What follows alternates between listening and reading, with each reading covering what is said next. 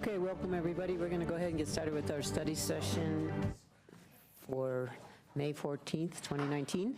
We have 3 matters in front of us, and I think we're starting out with the open space survey, right? Mm-hmm. Thank you. Good evening, everybody. I want to do a set of brief introductions before you get started. I think you know most of us, but not all of us. So just as a reminder, I'm Darren Wagner, Project Manager for the Open Space and Mountain Parks Master Plan. To my left, we have Mark Davison, the sponsor for the project, also Community Connections and Partnerships Manager. I think you know this gentleman very well, Dan Burke, Interim Director. To his right, we also have our survey sub-consultant, and this is Erin Caldwell. She's Director of Research at the National Research Center here in Boulder. Really grateful to have her on the project. She's done a number of surveys for us as a department as well as the city, so she knows us well and has contributed a lot to the project. And to her right, we have Brian Anaker, our Science Officer. So as we think about the agenda and approach for tonight, we are here as an opportunity to present the survey findings and to discuss those with you and answer the questions that you might have tonight. And that is in part because we have a joint study session scheduled on June 11th. And while we have 3 hours that night, it's a study session also with the Open Space Board of Trustees. And so we want to devote as much time as we can at that meeting to talking about the draft plan itself. And so want to use tonight as the opportunity to get familiar with the survey findings and answer the questions that you have now. Another big date that we have ahead of us is coming up quickly, and that is May 20th. And we are so excited to be at this point. We're going to be releasing our very first draft of the master plan. And I really want to thank Aaron Brockett and Mayor Young, members of the process committee, for having guided us to this point. We're so excited that we've been building this document stepwise as we go through the process. And so what we present on May 20th is really hopefully not going to feel very new to the community, because it's a reflection of what we've been building all along and getting input and consensus on. So when we release that, we'll be accepting public comments through June 12th, and we have worked with the process committee, though, to clarify that the comments submitted by June 3rd, we will be able to summarize those to support the study session on June 11th. Those that come in after will still be considered as we consider revisions to the final plan, but we will not necessarily be able to analyze those in time for the study session. We are also translating our executive summary into Spanish and making that available to those we've built relationships with throughout the process, and making comments, providing an online comment form to support comments on the draft plan itself. And again, we'll be able to summarize inputs from that at the joint study session so that board and council have an idea of how the public is perceiving the draft plan. The process committee felt that that was important information for board and council to have at their fingertips as we start discussing the outcomes and strategies, and so we'll make that available for you. We're also doing 2 community drop-in hours, one on Thursday, May 30th, and another on Saturday, June 1st. And those are informal opportunities for members of the public to come in, ask questions about the draft plan, give potential feedback that they may want to share with us. And again, on June 11th, we'll have a wonderful conversation. We really are looking forward to that, and that'll be almost exactly a year since our last joint board study session with council, where we were working towards approving the focus areas with you.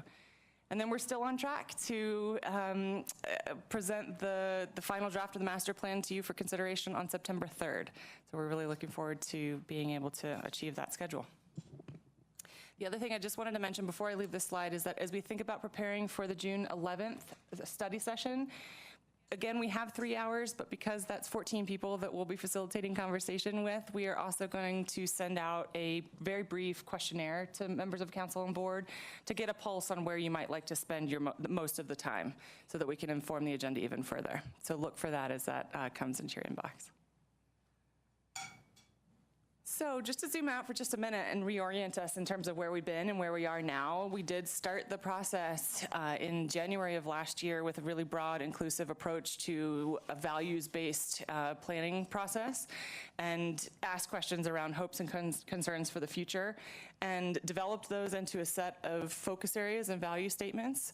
Those focus areas, if you remember, came through board for recommendation, and council approved those in July of last year. Our third engagement window was then an opportunity to say, okay, what do those really mean? So what are the aspirations we have in relation to those focus areas? And what are the strategies that we need to consider as we think about actually advancing work towards those management themes? So we worked with the community over the fall and into early this year to develop and refine those outcomes and strategies, as well as a series of study sessions with our board, and then worked towards our fourth engagement window, where we asked the community to help us prioritize those strategies. And so again, we're coming up on the point of releasing the draft plan, which is a culmination of all of the input that we've gotten all along to this point. So just by way of a reminder of what our most recent engagement window looked like, again, this is our fourth window. We had a community workshop at which 70 participants came. Tonight, we're here to talk about the statistical survey, which was one component of that engagement window, and we did have over 1,300 responses, which equated to a 23% response rate, so we're pretty happy with that. It's actually a higher response rate than our 2016 resident survey. We also put that same set of questions online for members of the public to answer, and about just under 2,300 responded to that, so also strong showing on that front. We also did a series of what we've been calling micro-engagements, where we reached out to members of the community that are typically underserved, and so in this case that involved working with our Youth Opportunities Advisory Board and getting their input, as well as members of the Latino community and those experiencing disabilities, as well as OSMP ranchers and farmers, lessees, for our program. We also then provided that same survey to the Promotores, which is a program we worked with at El Centro Amistad to get feedback from the Latino community. And all throughout, we've been engaging our staff. So we've developed a rhythm where we work with our staff to get their input prior to coming out to the public to help refine those ideas and incorporate those into the results that the public is then asked to weigh in on. So again, I mentioned tonight, we're going to focus on the statistical survey and allow you to start to understand those findings and ask any questions you have, especially while we have the benefit of Aaron's presence here tonight.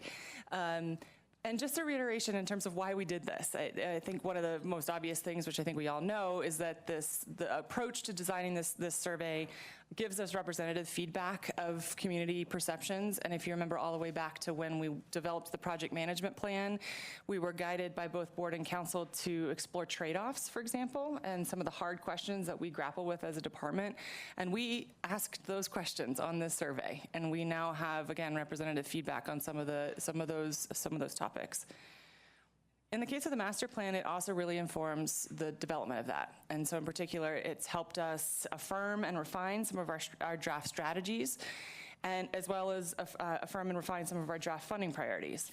And as we have been working as staff to incorporate these survey findings into the draft plan, I just want to stress that this is the first iteration of addressing that input. But we fully expect to hear from the public in this next engagement window about how well we did that. Did we fully incorporate that in the appropriate way, as well as the other feedback we heard? And then when we come to board and council in June, we'll be asking the same set of questions so that we continue to apply and integrate community feedback as appropriate. There are other questions in the survey that support implementation, and some of them ask a set of detailed questions that give us an idea at this point in the master plan from a conceptual standpoint where the community is on certain issues. But as it comes to making specific decisions about some of those will actually come in implementation planning or implementation projects, where, for example, we might be looking at particulars around where we might apply a set of management approaches. So just to remind us, because this is a statistically valid survey, what we did is we worked with the process committee to confirm our target audience, and that was confirmed to be areas 1, 2, and 3, residents within the Boulder Valley Comprehensive Planning area. We sent 5,000 to those in area 1 within city limits, and then 1,000 within areas 2 and 3. And here are some of the results. So in this particular case, I have data up here that admittedly we've been spending a lot of time with, so this is a lot of information, and please do, when we're finished, want to reserve time for questions. But if you look at this particular one, the dark blue on the left-hand side is the percentage of respondents who felt like the focus areas that council confirmed last summer are absolutely essential. So and the light blue is those that felt it's very important. And so if you look at that, that's really strong confirmation of both the engagement process that we went through to develop those, as well as the guidance that we got from board and council. So for example, when we first came to you with proposed focus areas last year, agriculture was not one of those. And board and council recommended that that become one. And in this case, if you combine all those that feel at least that's some degree important, that's 91% of our community members feel that that was a good decision to elevate that to a focus area. How do you get that? If you look at the last line there for agriculture today and tomorrow, and you add those that feel it's absolutely essential, very important, or somewhat important.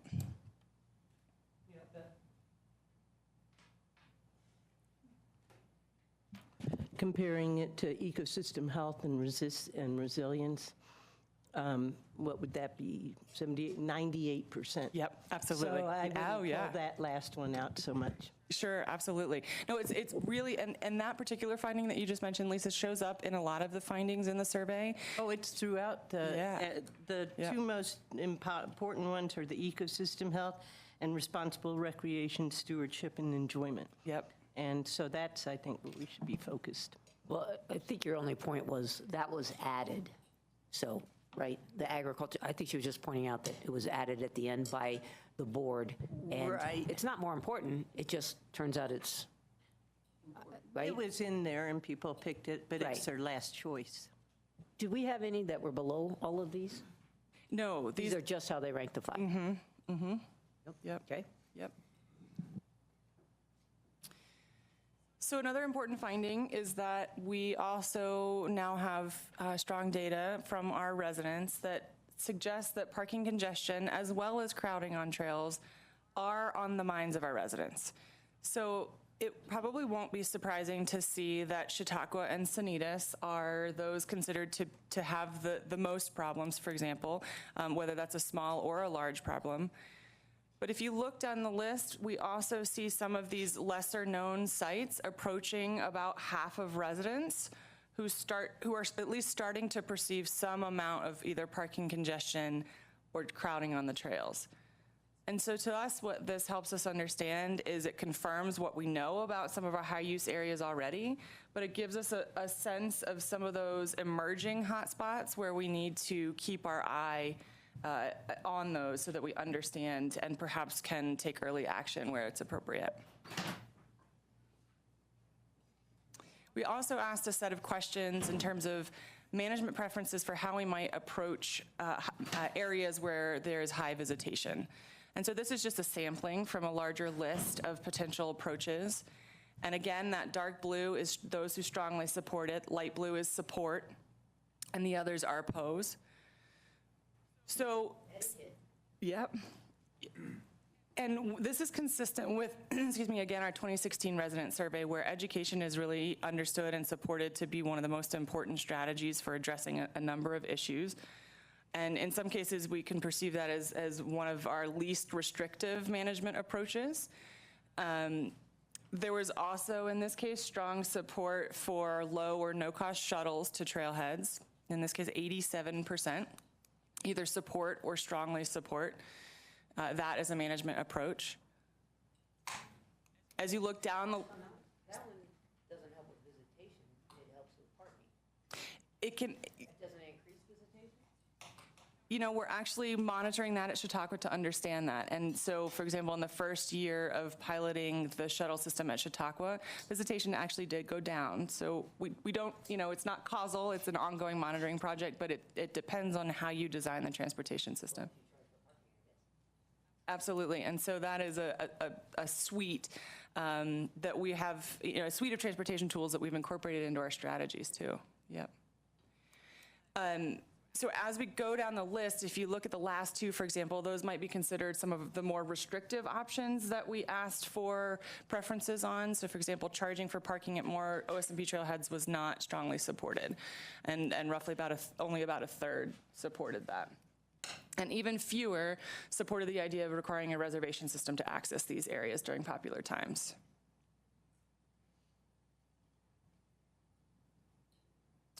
So another important finding in our survey results was this sense that we got from residents around the need to balance improving existing trails with building new ones.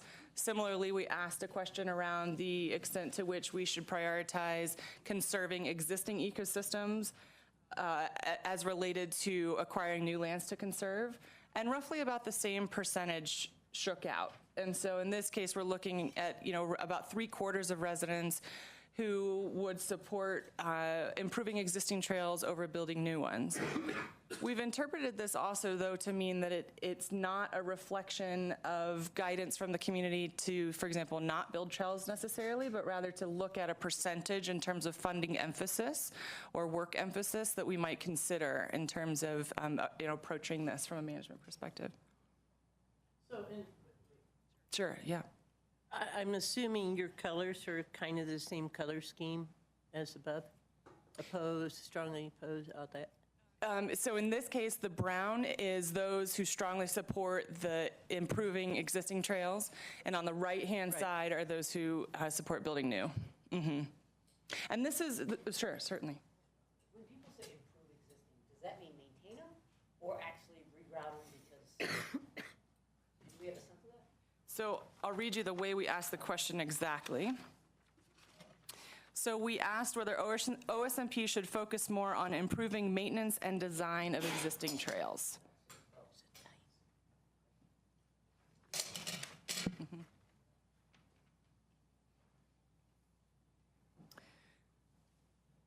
So similarly here, the way we are presenting this data is on the left are those who support opportunity, areas and days of the week when biking is not allowed.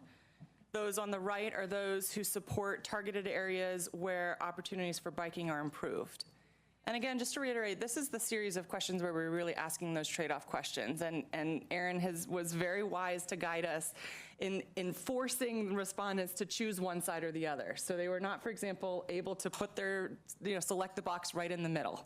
And that was to try and understand the preferences and get to some of those hard decisions. Just to clarify, that is survey expert Yes. Erin, Oh, not sorry. Councilmember Erin. Thank you. Important clarification. But on this one, you could be, both of those are two options. They're not either or in this case. Like, it might be useful to do both, is provide good opportunities, but then make sure that uses are separated in time so everybody can enjoy them. So this one, I get the trade-off thing. This doesn't necessarily have to be a trade-off, though. Right. I guess, It doesn't have to be, but this is how, we did want to see if you had to choose between, it was a trade-off question. Oh. This one. I would flag this as one to drill deeper on, because I think we find that doing both is probably, anyhow. Because they're not they're not either ors in this particular Yeah, case. and if we could follow up, I mean, we have places where we have temporal uses, and it might be interesting to drill into those places where people are using those trails like Patasso, where, people go up to Patasso either for a biking experience, or they go up there because they know the bikes aren't there and it might be a good birding day or something. So people do make those choices, and I don't know how many other trails we have where we have temporal type uses, but I'd be interested in understanding what people think of those particular trails.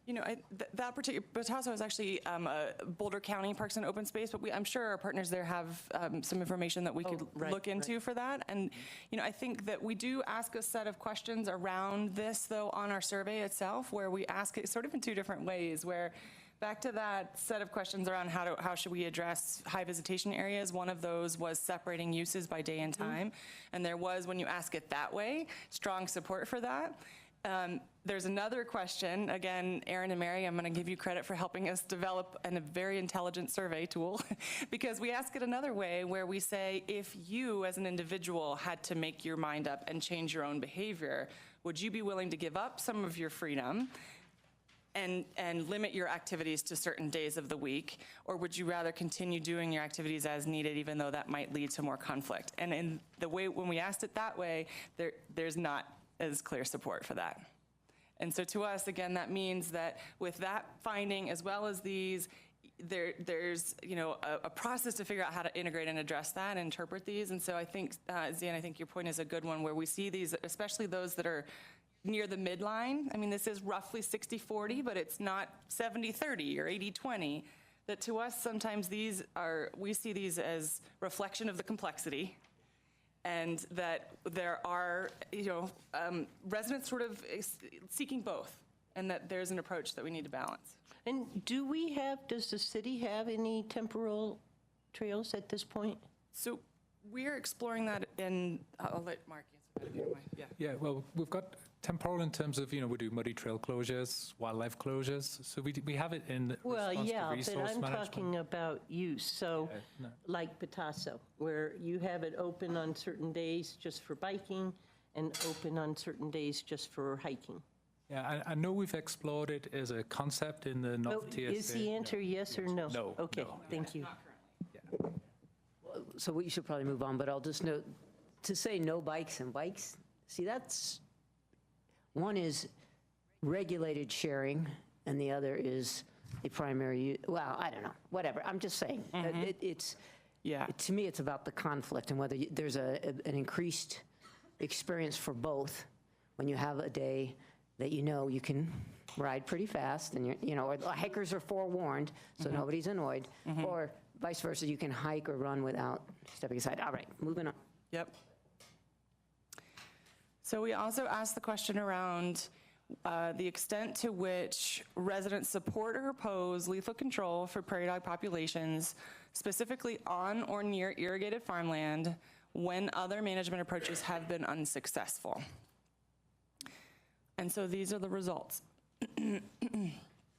So in this case, we're looking at 59% of residents who would either support it or strongly support it, and 41 who would either oppose it or strongly oppose it. We also have that broken out for your information in terms of city residents as compared to those in areas 2 and 3. They're fairly similar, but with some difference. And so in this case, residents in areas 2 and 3 are somewhat more likely to support or strongly support lethal control under those specific circumstances.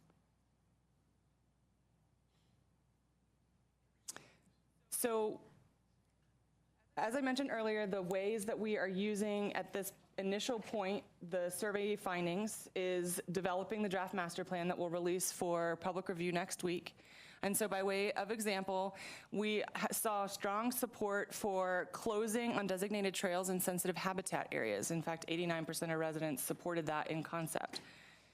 And so to us, that really affirms and helped us refine the draft strategy that we had in reference to that particular topic. Similarly, 89% support extending on-trail requirements into sensitive habitat areas, and 86% support or strongly support temporary trail closures to protect wildlife and habitats. And so again, strong findings. We felt like that was an opportunity to really bolster the draft strategies that we had. So I mentioned earlier the similar split here, and I am going to just speed up a little bit to respect your time, and that is just looking at the percentage of those who would, in a case of having to be forced, more strongly support improving ecosystem health on existing lands as related to acquiring new lands. And what this kind of information helps us do is develop our draft funding priorities as we think about especially the near future where our funding is starting to decline as sales tax increments are either expiring or being repurposed. We also asked another question in relation to funding priorities, and if you remember when we were designing the survey question, it was a $100 exercise. If you had $100 to spend across a set of OSMP activities, how would you do that? These findings are from the statistically valid survey only, in which case the top 3, again, were restoring degraded ecosystems and wildlife habitat, and so Lisa, that's support for having seen that show up strongly in that other question. Close behind that, maintaining and improving trails and amenities, and acquiring more open space, in this case, showed up as the 3rd highest for these results, whereas that did... So I have a question. Sure, so yeah. The immediate slide behind that said, oh, kind of lukewarm. But in this Right. is where people want to put their money. And I was going to ask you, the problem with survey questions, and I can go into it, I wasn't real thrilled with some of them, but is that you can't get into every single situation, right? So if you have 10,000 acres and you have 130 acres, if you have 10,000 acres of open space and smack in the middle of that is 130 acres, do you want that to be acquired as open space or do you want that developed? I think you would get a very different question or different response. Yeah, the other interesting thing about acquisitions is acquisitions could sometimes be a really strategic management tool. Right. So you may not think of it in the same way of building out the system, but what if we're restoring this whole 10-mile stretch of creek and there's a mile we don't manage? We may want to do an acquisition to help improve our management regime. So it actually could be a management tool as well, which would coalesce with the idea to do better management on our existing system. Well, that might mean some acquisitions as long as they're strategic and help support the management. Right. So it's just really hard to kind of unweave or untangle all of these. But I guess the second slide shows they're both really high priorities. Oh, yeah. So, Absolutely, and we've done our best to try and respond to these feedback, but again, this would be where we might look for additional guidance from council in June if we haven't done that appropriately. Also wanted to wrap up with the findings around support or opposition in relation to the potential sales tax, and this kind of helps us think forward in terms of our financial scenarios. In this case, if you look at the percentage of city residents only, a strong percentage, in fact 92% of city residents would either support or strongly support the restoration of that funding. Hey, was the question, did the question explain It did. the current situation? Sweet, okay. Yeah, I mean, that was the one, of all the polls we've taken, of all the surveys, that was the one that was bing, bing, bing, bing, bing. It comes in at 92, 94%. So that polled the strongest with all of our residents. It doesn't matter if it's library, carbon tax, any of these taxes. So, Interesting. Thank you for sharing that. And the last piece in relation to that, we asked a follow-up question in terms of whether or not residents would be more likely to support the tax if it were to expire, as opposed to whether it would expire if it would not expire as compared to expiring in 10 or fewer years. And there was slightly more support for it not expiring and for it being in perpetuity. like that. So I know that's a lot of information. I want to open it up for questions, and we can certainly answer what we can tonight. Well, or, I mean, Up to you, yeah. we could talk a lot about this, but are we going to, tell us about the conversation we're going to have in 3 weeks, and we'll know whether we need to ask questions tonight. Sure. So the conversation in a few weeks is more focused on the draft outcomes and strategies and the funding priorities that we provided in as an attachment to the packet that we sent you. So that is really, we're hoping, more of the content discussion that we have with board and council so that we develop the true policy guidance that we need.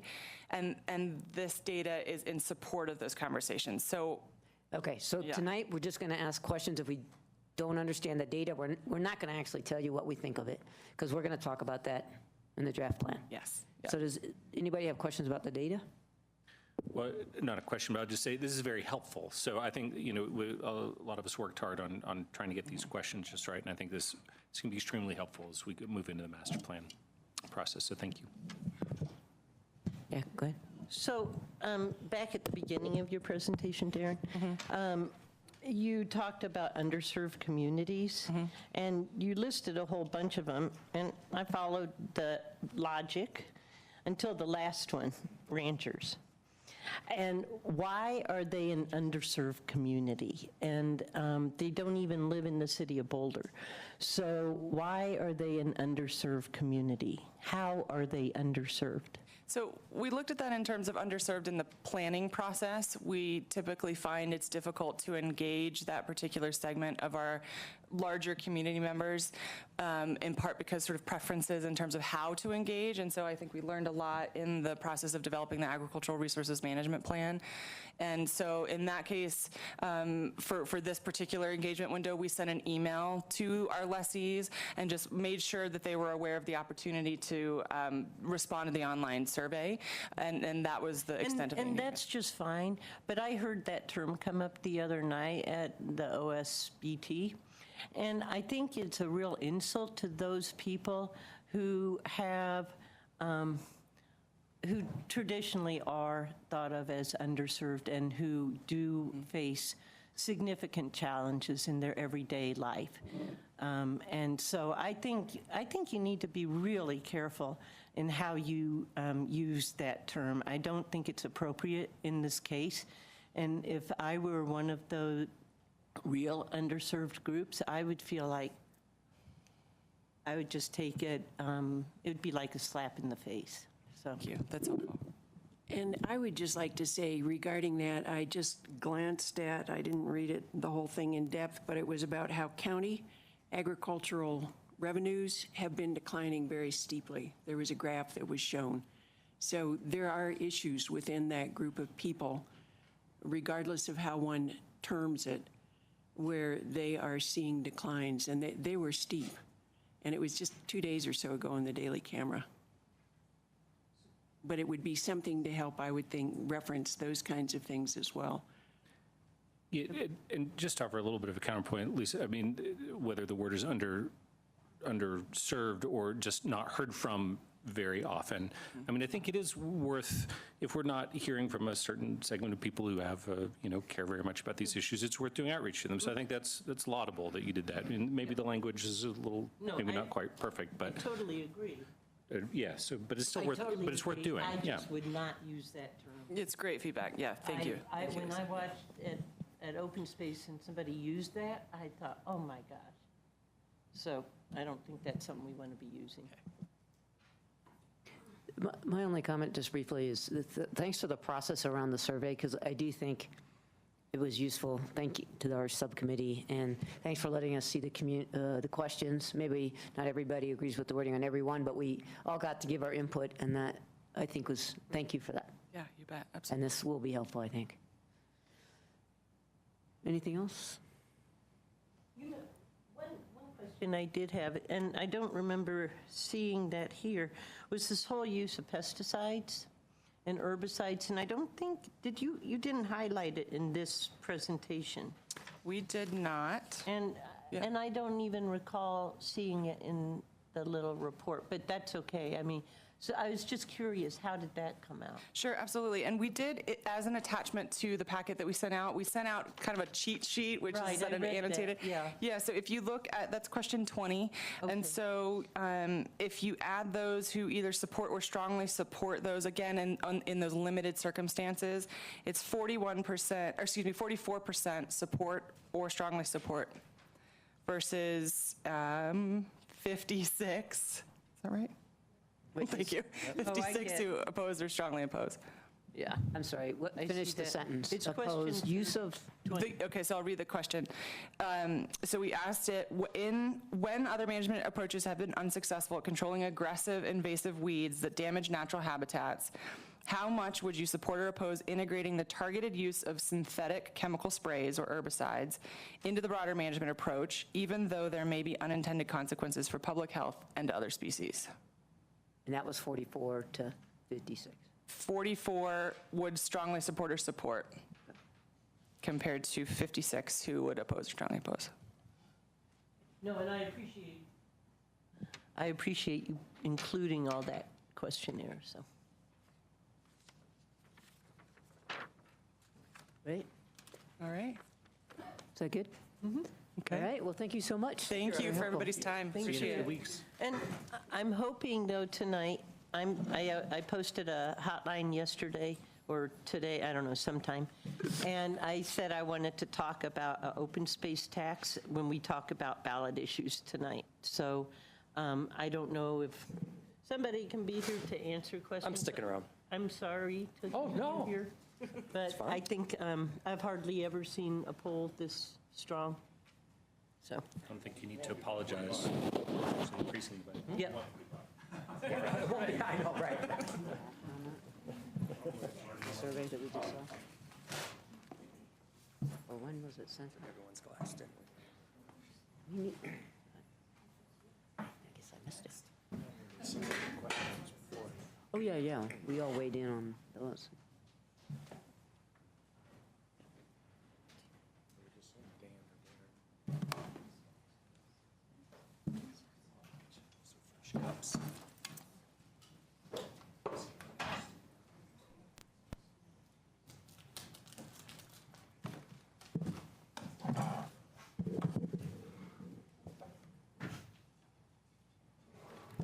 Hi, everyone. Do you need a quick break, or you want to dive right into it? Okay. Dive away. I'm Kendra Tupper. I'm the Chief Sustainability and Resilience Officer, and I am joined by Carolyn Elam, Kimberly Rankin, and Lauren Markram, all from the Department of Climate Initiatives. And we're here to give you an update on the proposed vehicle climate fee and natural gas tax tonight. So these are the questions for council that we're going to come back to in detail at the end.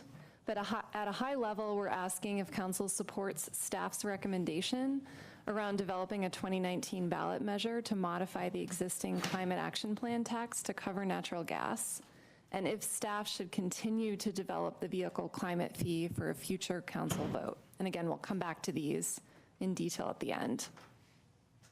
So a little background on how we got here. We first started this discussion formally with council last October at a study session where we surfaced the issue that we have declining cap tax revenues that are insufficient to meet the current climate commitment goals that were adopted in late 2016. We evaluated a number of options to bridge that gap in the October 2018 memo and received guidance from Council to pursue the two that rose to the top, and that was a proposed vehicle climate fee and natural gas tax. So the funding from either one of those would cover the cost of comprehensive programs and policies aimed at reducing emissions relative to natural gas and transportation fuel.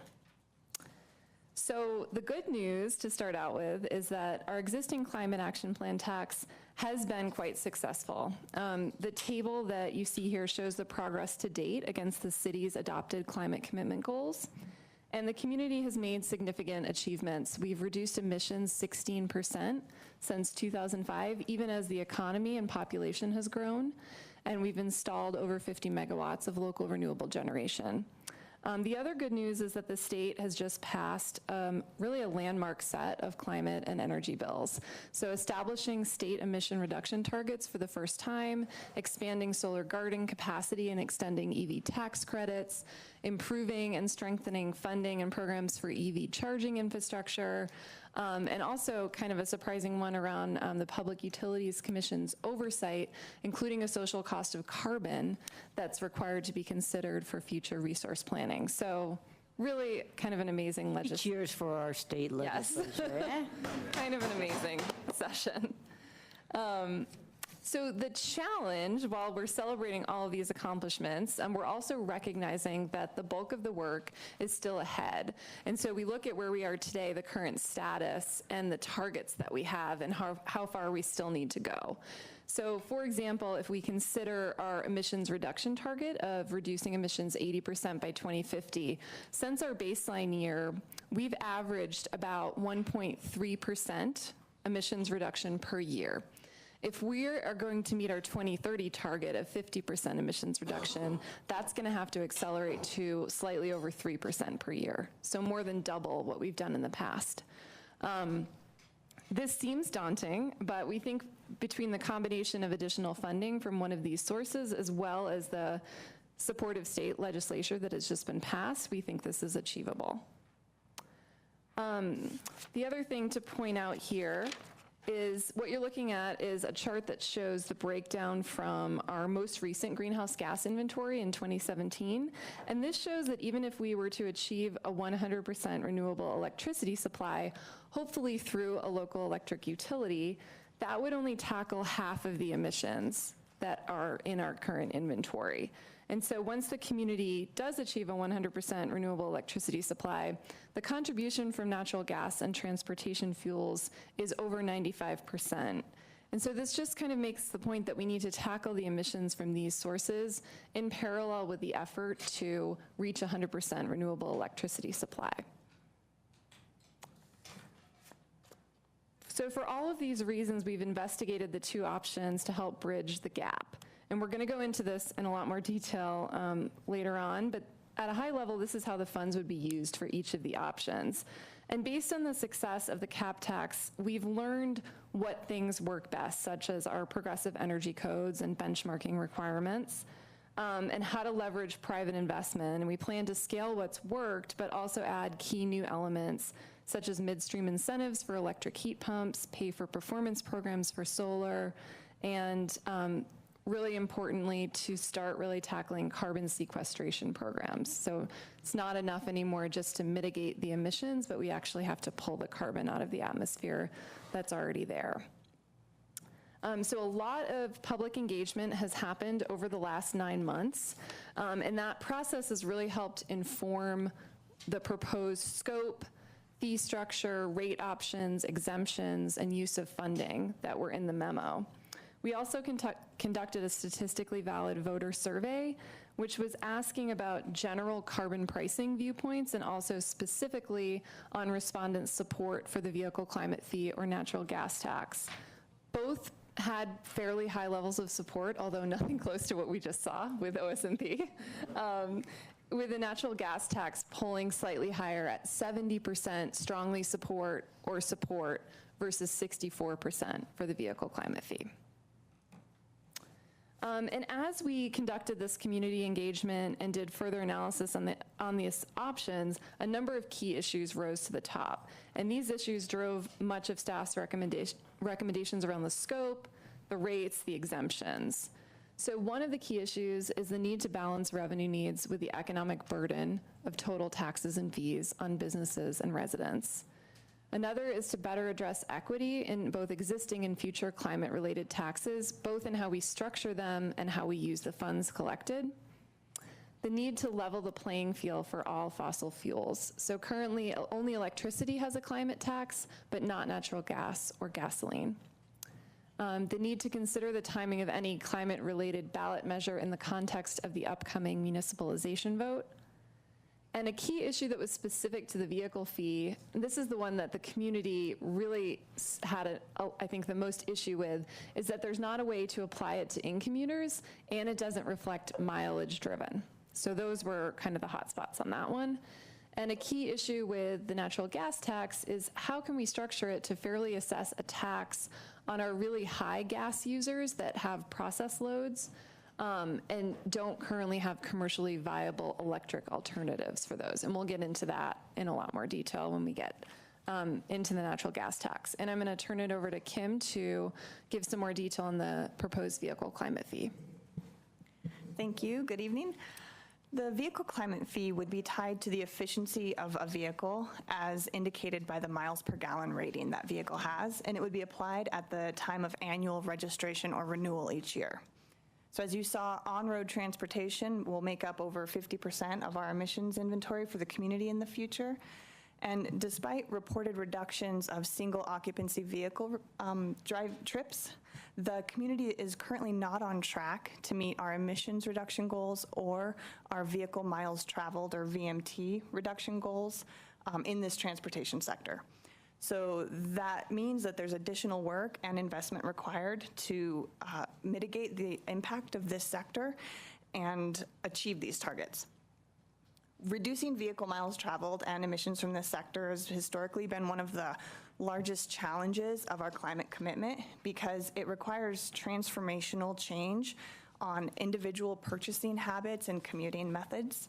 And so with that, we know this fee is not without its challenges. Even with over 60% support from our survey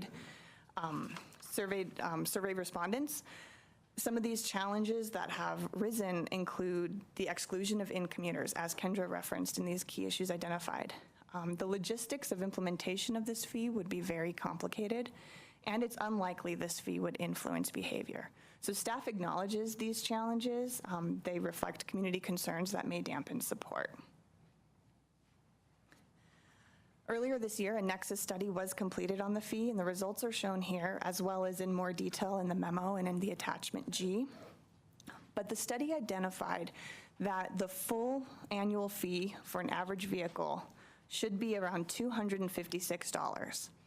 Now, to put that in context, currently the average registration fee in the city of Boulder is around $165. So that $256 is deemed a pretty unreasonable amount, and therefore the fee was scaled down to two more reasonable amounts of around $42 and around $16 for an average vehicle.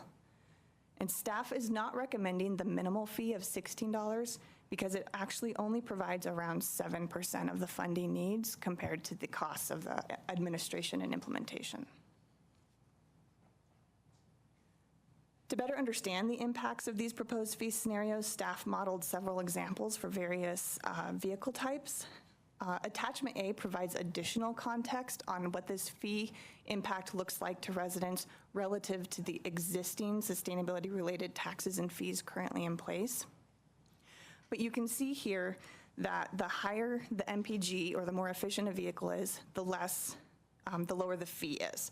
And so the fees are ranging anywhere from $30 a year to $300 a year, depending on the scenario and the vehicle type. I would note that electric vehicles are excluded from the fee. They receive an exemption, and I'll dive into that a little bit in a couple of slides.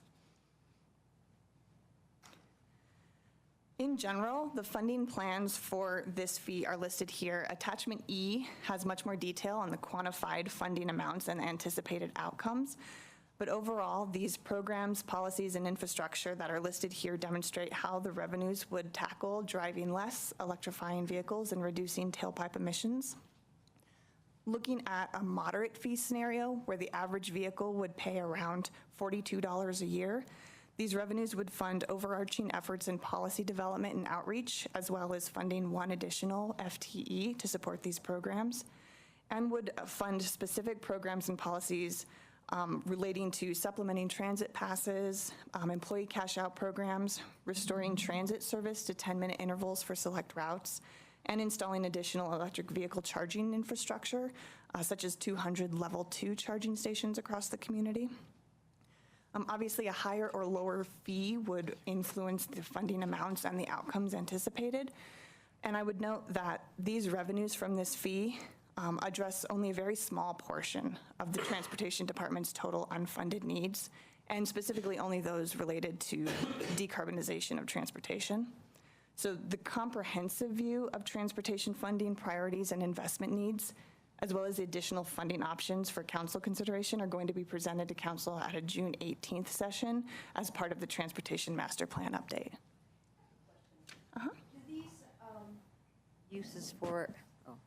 Do these uses for the fee reflect input from the equity focus group? Yes. As long as we didn't interrupt you with a question, I have one too. You're tracking adoption of electric and hybrid vehicles in town? Yes, I believe we are, yeah. Can you talk a little bit, can you speak a little bit about that, about the trend, you know, like at what pace is that adoption happening? Because I know one of the incentives this tax would presumably try to drive, I mean, these are small numbers, so would be motivating people to go to electric vehicles sooner or faster. Can you talk a little bit about the trend? Ultimately, the tax would go away, right? Because if everyone was driving electric vehicles that were all exempt, then the tax would, yeah. Exactly. Can you talk a little bit about that trend right now?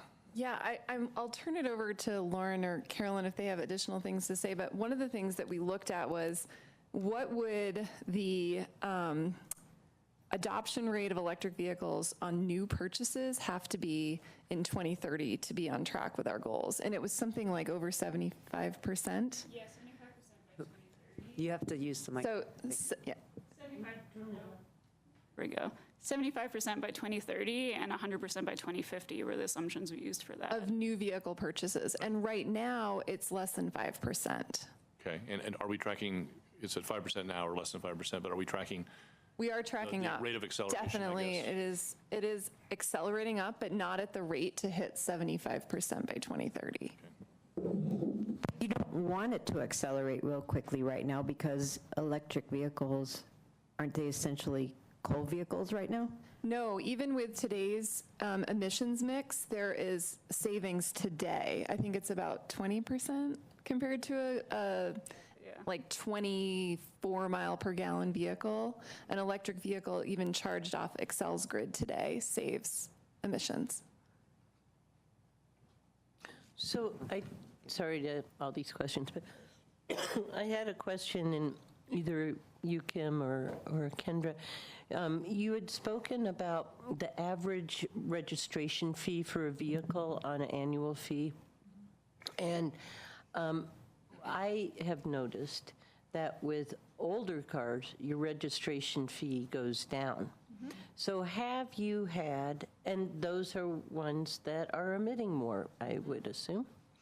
And so have you talked with the county at all about asking them to look at registration fees with respect to the year of the car and how that would work? It's just a question. I'm not advocating for it, but it seems to me the system right now is set up to reward you for having an older car just based on the registration fee. So that's actually the ownership tax, not the registration fee. And that is set forth in state legislature. But doesn't that happen every year? What is it that I pay every year? Yep.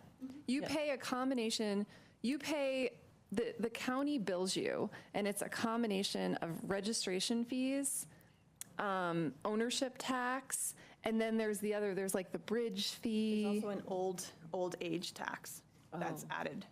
It's around like $10 added onto it if it over, I think, a 10-year threshold. Yeah. And then a $50 fee if you have an electric vehicle. Because you're not paying your fair share of road maintenance fees, through the yeah. gas tax.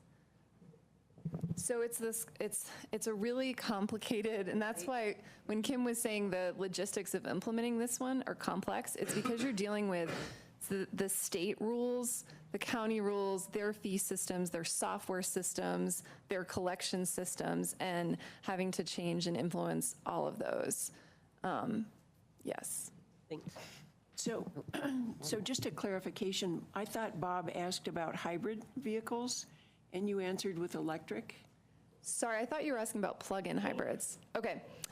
So the stats I gave were for plug-in electric vehicles. So that includes electric and plug-in electric hybrids.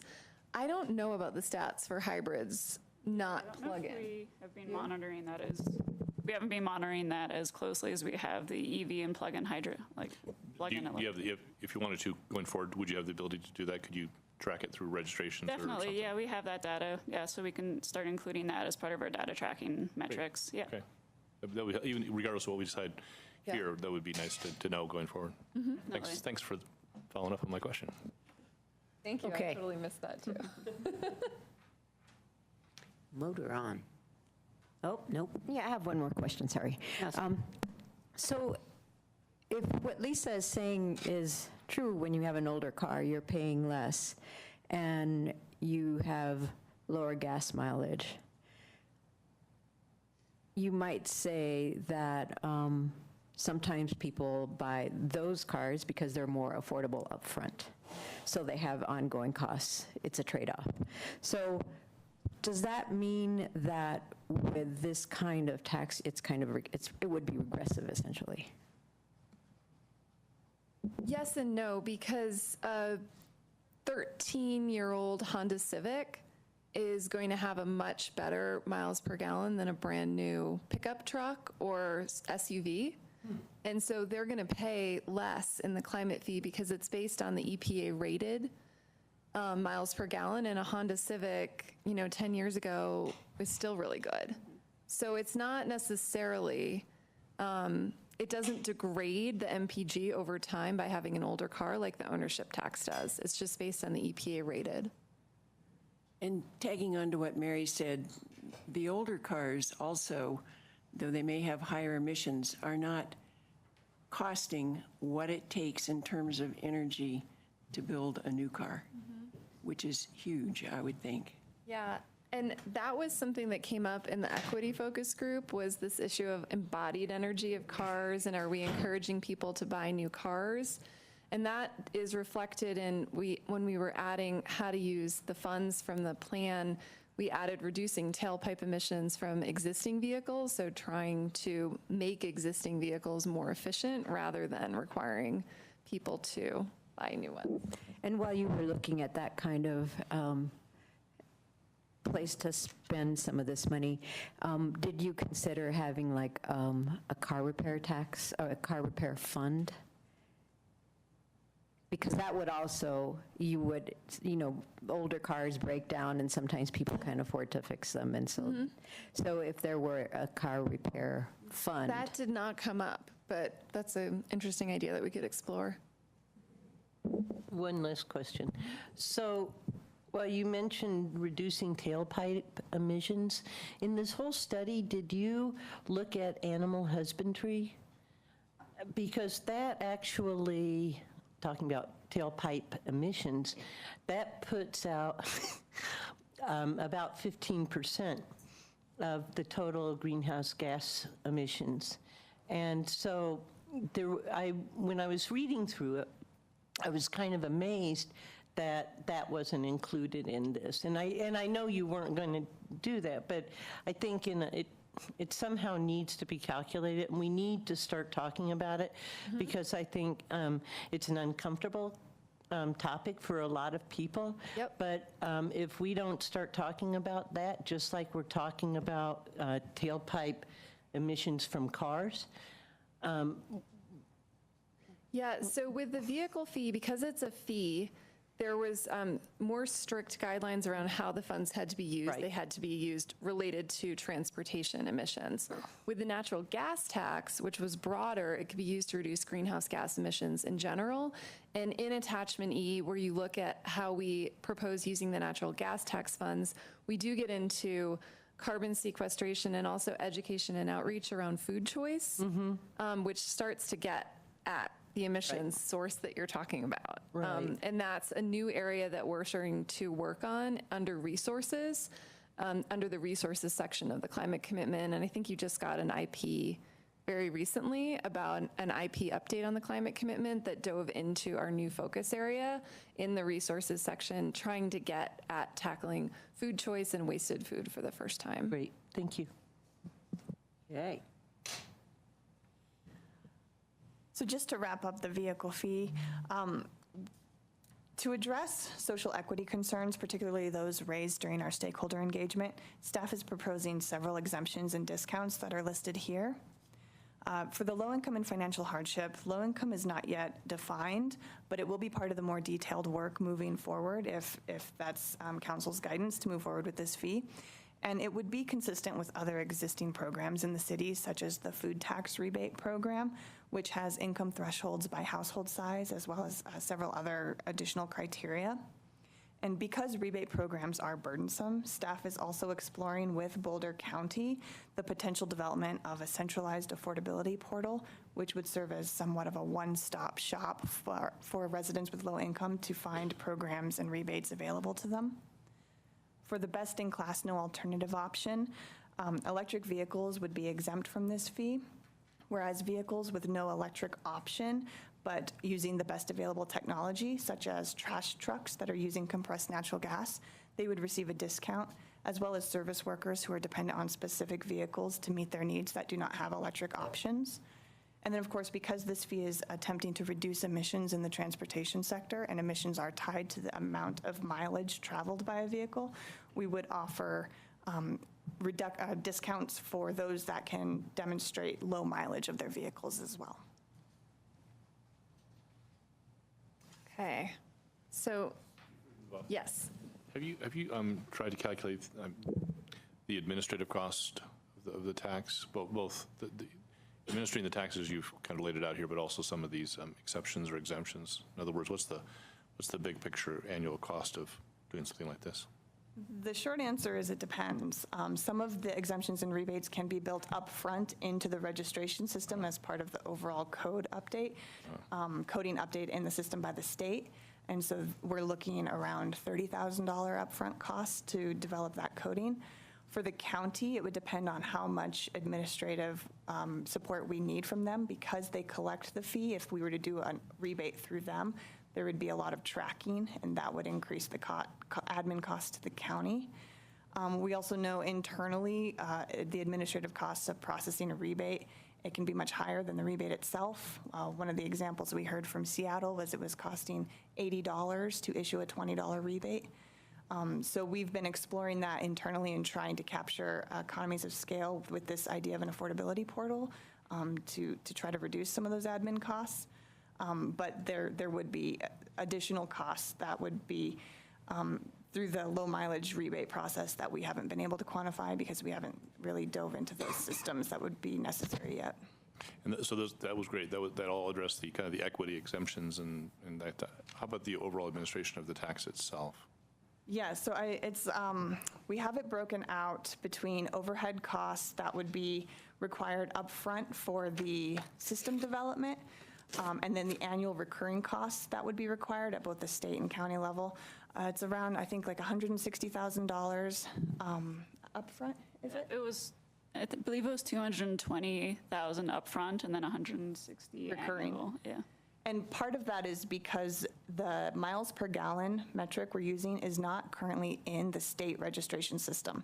So we would have to manually collect that data from the EPA and provide it to the state to recode it. And because new vehicles are added every 2 weeks to that system, there would be a timeline where at minimum annually that data would need to be updated and recoded by the state. And so those recurring costs are really part of that limitation around how we don't manage the system. Okay. Thanks. And that also, we also would anticipate if we're adding an entirely new funding source and programs, we would need an FTE to administer that. So I don't know if you count that as overhead cost or not, but that, and cost allocation for that employee, so. So I had a question. So do you feel like the way that it's structured, that it would serve as an incentive at all to encourage people into higher MPG vehicles or not? No, and that was one of the challenges, or one of the key issues that we identified with this. Unless you set it at the Nexus fee amount of the $256 a year, it's not high enough to change behavior, and it's applied annually at the time of registration, not when people purchase their car. So how do they even know about it?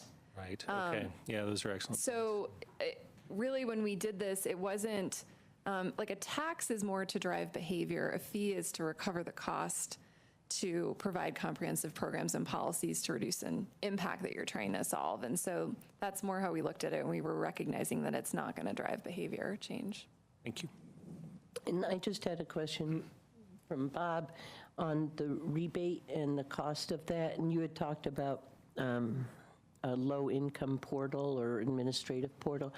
But I think it's not just low income when you give, because in some of the options that you were offering, you're talking about electric bicycles and stuff like that. And so you get rebates associated with those or other things. So I think it's a good conversation to have.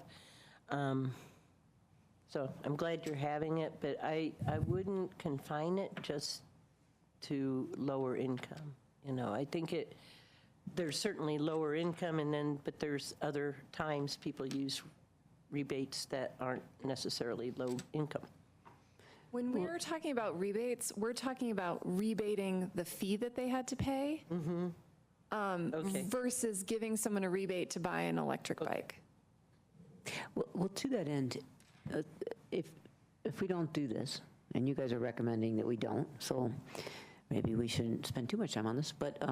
We didn't recommend either way. We asked for guidance. Okay. Oh, I'm sorry. All right. Fair enough. Yeah. But you give us compelling reasons not to pursue We went with this. the spineless option there. Okay. Fair enough. The low-income portal that was discussed, is that something that we envision going forward no matter what?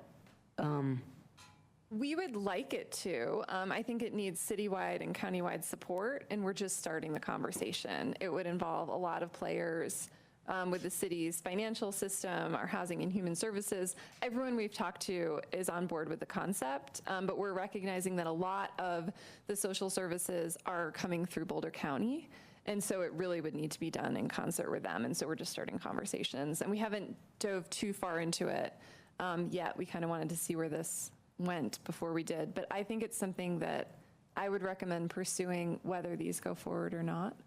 Well, I think I would too. I think it addresses a lot of the affordability concerns that we hear when we pursue any sorts of fees or taxes.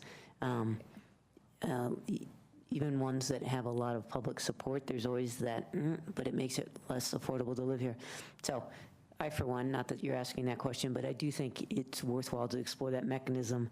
And I bet you if we figured it out, a lot of other cities would be interested because it comes up in conversations a lot. Right. How do we address low Yeah, income? and it's a really burdensome process. You know, some of the applications are online, some are in person, some are on paper. They all have different requirements and timelines, and it's a lot of time for people to navigate. So can I just really strongly second that? I think it's a phenomenal idea and one we should absolutely pursue. So, I mean, I wonder, since we're talking about it real quick, could we give a little nod to say, hey, that sounds like a great idea? Do other people agree that it would be worthwhile regardless of whether we pursue this particular tax? Yeah, and I just pile on, in addition to city human services and county human services, there's also a whole application process which is largely controlled by HUD for affordable housing. Yep. And this may be an impossible task, but if there could be a one-stop shop for everybody, regardless of what type of service, whether it's housing, whether it's food stamps, Medicaid, all, you know, homelessness services, Yep. whatever, but if we could include affordable housing into that as well, which is yet a third set of organizations, that would be nirvana. I know. Yes, I agree. Yeah. But this sounds like it belongs in, say, the city manager's office or Health and Human Services or something like that, Housing and Human Services. So it's a bigger question than just the sustainability. Correct. I think, The discussion should be occurring at this point with the county and seeing how we can best do this. okay. I think But you're it's irregardless of this tax. I think you're getting a nod of 5 on this one. Got it? Okay. I have a process question, Zane, Yeah. before we move on to gas. I know we're going to get to ballot measures next. But I wonder if, since it's all kind of fresh in our mind, if we want to like signal where we are on this car tax issue now, then we don't have to deal with it later in the evening. I mean, if that's what people want to do now, if we can park it and then, no pun intended, and come back. Or we could just take care of it now. Okay, just to be clear, this is a fee.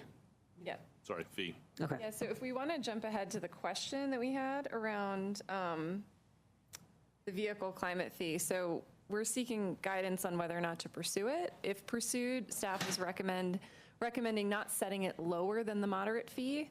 And if it's not pursued, we were recommending considering the high rate option for the natural gas tax, which staff is recommending, so that the excess funding could fund some of the more necessary transportation and climate-related programs that would have been funded by this fee. So we're basically asking if we should continue to develop this fee for a council vote later this year. Okay, I'll jump in. No, but this is really helpful discussion. I think if we ever get there, a VMT tax or something akin to that would be much better because it gets at the issues we're trying to target. And I do think it is confusing to do this fee when the larger funding of transportation programs looms large and is could address some of these issues plus a whole lot of other pressing ones. So that's mine. I'm not sure who was first.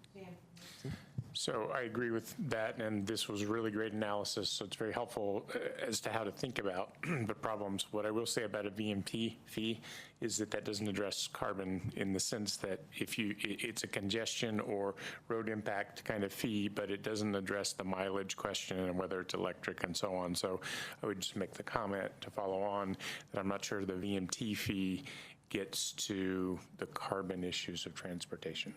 So. That's true. It's more funding the transportation issues, although it gets closer to, I think, the impact of the driving, if you can factor in the emissions. Yeah. Yeah. So I don't think we should pursue this right now. It's Lisa, and then You want to? No, you go first. I don't think we should pursue this either, and I don't think we should pursue the other one either. While I think the polling was very high, we have the Muni coming up, and I think people are going to, we just had the cap tax in 2015, and then in 2017, we had on the ballot again the Muni, and that passed. And we're going to have another Muni ballot issue. And I would suggest taking your incredible work. This was a really good document.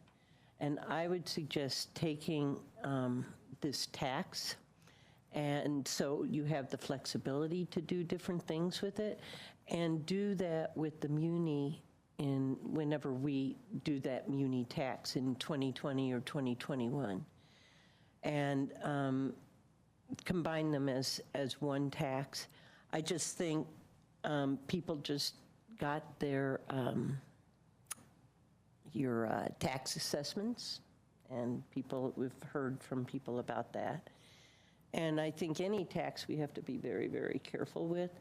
But the fact that we have on the books or planned already to go forward with this Muni tax or Muni question, I think that would be the time to address these issues. So. Okay, do we want to wait to talk about natural gas tax until we present on it, though? Yeah, Okay. yeah, we do. So anybody want to speak just to the vehicle climate fee? And if everybody wants to agree we don't want to do it, we can make this real quick. Well, I agree, but just real quickly, just the fact that there's no incentive kind of built into it to change behavior for me is a huge reason why to not support it. But just one more thing on the colloquy on the VMT tax. Of course, we can't do that anytime soon. We don't have the technology. But should we ever get the technology, I think it's worth exploring. And you could imagine a graded version where there's a flat for the road impact, and then it's graded for emissions afterwards, for example, based on miles per gallon. So if we ever get the chance, do come talk to us about that, please. Okay. Yeah, I think this would just be seen by most people as an annoyance.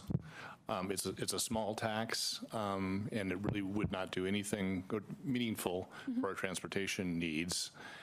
Yet it would annoy people because of yet another tax fee, whatever you want to call it. People look at it as a tax. But it's big enough that we have some equity problems that we would then have to work around. And then we're going to spend a whole lot of money on administration. So, we can have and we will have an interesting discussion about transportation funding, but this just doesn't seem to me the way to fund our transportation needs. It's just going to annoy people and really not achieve much. And also that it doesn't address the in-commuters.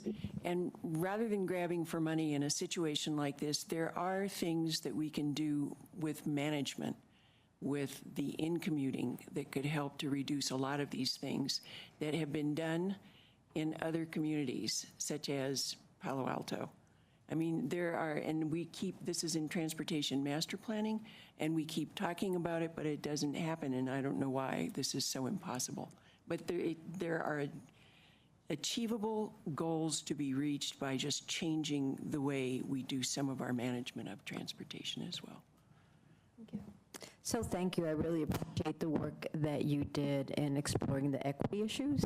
And while you made a lot of progress in trying to identify ways in which it could be more equitable, I think it still has a ways to go. And I think we can take lessons from this and apply it to future efforts. Yeah. So that's what I have. I guess I'll go along with council. I really appreciate the work. I think I like the thinking outside the box concepts, and I think we can keep trying to move towards our goal. And I would agree with what Cindy said. I think one of our big issues that I would like to address is the in-commuting issue. And so we'll just keep working on it. But thank you, guys. Yep. And there is the June 18th session coming up on the Transportation Master Plan update, where we can talk more about that too. Okay. So we'll go into natural gas now. The proposed natural gas tax that we're talking about would actually be a modification or update to the existing Climate Action Plan tax, or CAP tax, which currently only applies to electricity. So this would apply to every therm of natural gas consumed within city limits. Just for context, this chart shows the trend of state natural gas prices over the years, and the really high gray line is Hawaii. You can kind of ignore that one. The very heavy red line is the average Colorado state natural gas price, and it's one of the lowest in the country, ranking 45th for state residential gas prices. And so one of the issues is that it's priced so low in Colorado that there's little incentive to either reduce natural gas consumption or to electrify buildings. And so this tax would actually help correct a little bit of that disincentive. Staff analyzed 3 different rate options for the natural gas tax, and they're shown here. We don't recommend the low rate. Similarly, for the vehicle fee reason, it only collects about 30% of the required funding for the natural gas programs. And similar to how we currently structure cap tax, we're recommending a lower rate for non-residential customers versus residential. And that's primarily for 2 reasons. One is that the non-residential customers don't get to vote on this tax, and also that the economics of building electrification are not as good for this sector right now. So there's a little bit less that they can do to reduce their consumption. Unlike the electricity rates, large industrial customers are not on their own rate structure consistently across all of the natural gas suppliers. And so it's impossible to set a rate specific to industrial versus commercial. They have to all be lumped together under a non-residential rate. The different anticipated annual revenues are shown here, and the error bar represents the option of, if council chose to modify cap tax as staff is recommending, you could actually lower the electricity rates as the grid becomes cleaner in the future and subsequently raise the natural gas rates to create the behavior change incentive that you want to see. That would cause our anticipated annual revenue to go up for the natural gas, and it would go down on the other side for electricity. Can I ask you a question about that? So if we were to do something like that, would we then have to get authorization from the voters for a higher rate, but then start at a lower one? Exactly. So when you write the ballot language, you set kind of your max and min rates, and then you give council the authority to change them over time. Thank you.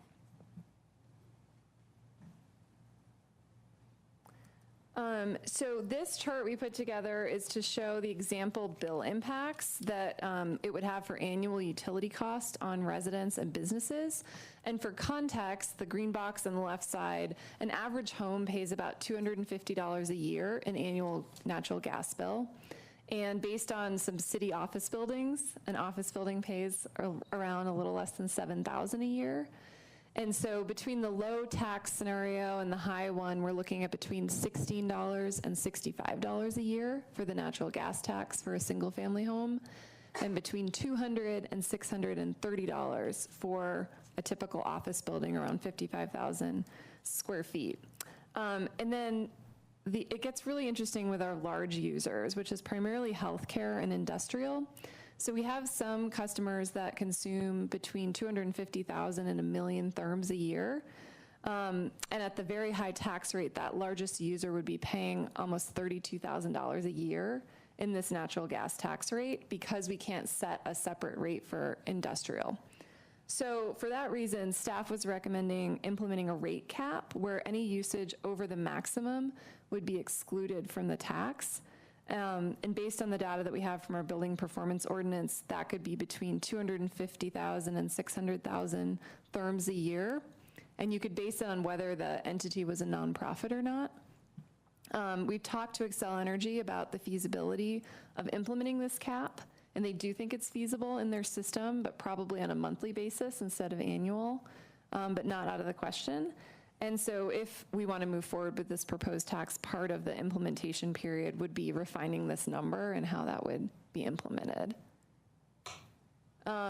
Again, attachment E goes into a lot of detail about how this funding would be used, but what's shown here is what could be funded at the medium tax rate with a focus on electrifying homes and buildings and businesses, installing local solar plus storage, reducing natural gas consumption, and piloting and scaling some of our other efforts like restoring urban tree canopy and sequestering carbon in our soils. And if we chose the higher tax rate, that would collect an additional $1.5 to $2 million a year, depending on if you flexed the rates as the grid got cleaner. And that additional amount, that would be enough to fully fund our natural gas program needs and also fund some of the climate-related transportation programs that would have been funded by the vehicle fee if we went with a higher rate. Hey, Kendra? So like electrify 20% of homes, over what time period? 2020 to 2030. Sorry, all of this is 2020 to 2030. And can I ask about that? What are you estimating the cost to electrify a home would be to get that? Because it seemed like that's a lot of homes. Yep. And Hi, Carolyn Elam with Climate Initiatives.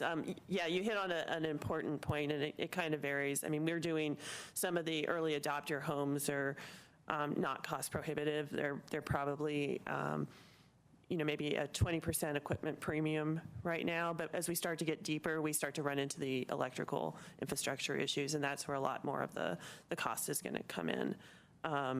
And we could see, if you're coupling it with solar, you can see costs up to $50,000 a home, but that's not, that again includes the solar and still has some payback over the lifetime of the home. So it is a challenge, and I think that's one of the reasons we're really making this a focus area of the natural gas tax. so my question is, what was the sort of average cost to electrify a home that you were assuming, and when calculating that we could electrify 20% of?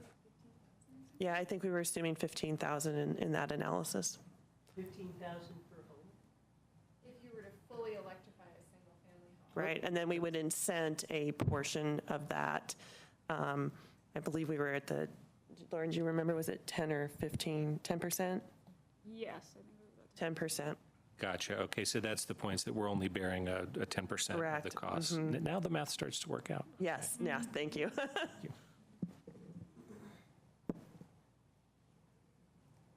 The other issue with electrification that we haven't really got into is the cost to do electrified homes and buildings is like 200% higher in this country than it is in Asia, where they've had ductless mini splits for years and years and years, and they're used everywhere and it's commonplace. Ductless mini. Sorry, electric heat pumps. Just say electric heat pumps. Sorry. How come everyone doesn't know that term? It's just a kind of electric heat pump that replaces those awful window unit air conditioning units. And so there's no ducts, there's no air ducts. So it's called a ductless air conditioning unit, but it's a heat pump. They're all over Asia, they're all over Europe. They're much, much less expensive there because there's a number of reasons why, but generally the demand is higher. It's just what the industry and the supply chain is used to. And so the costs all across the supply chain are much lower too.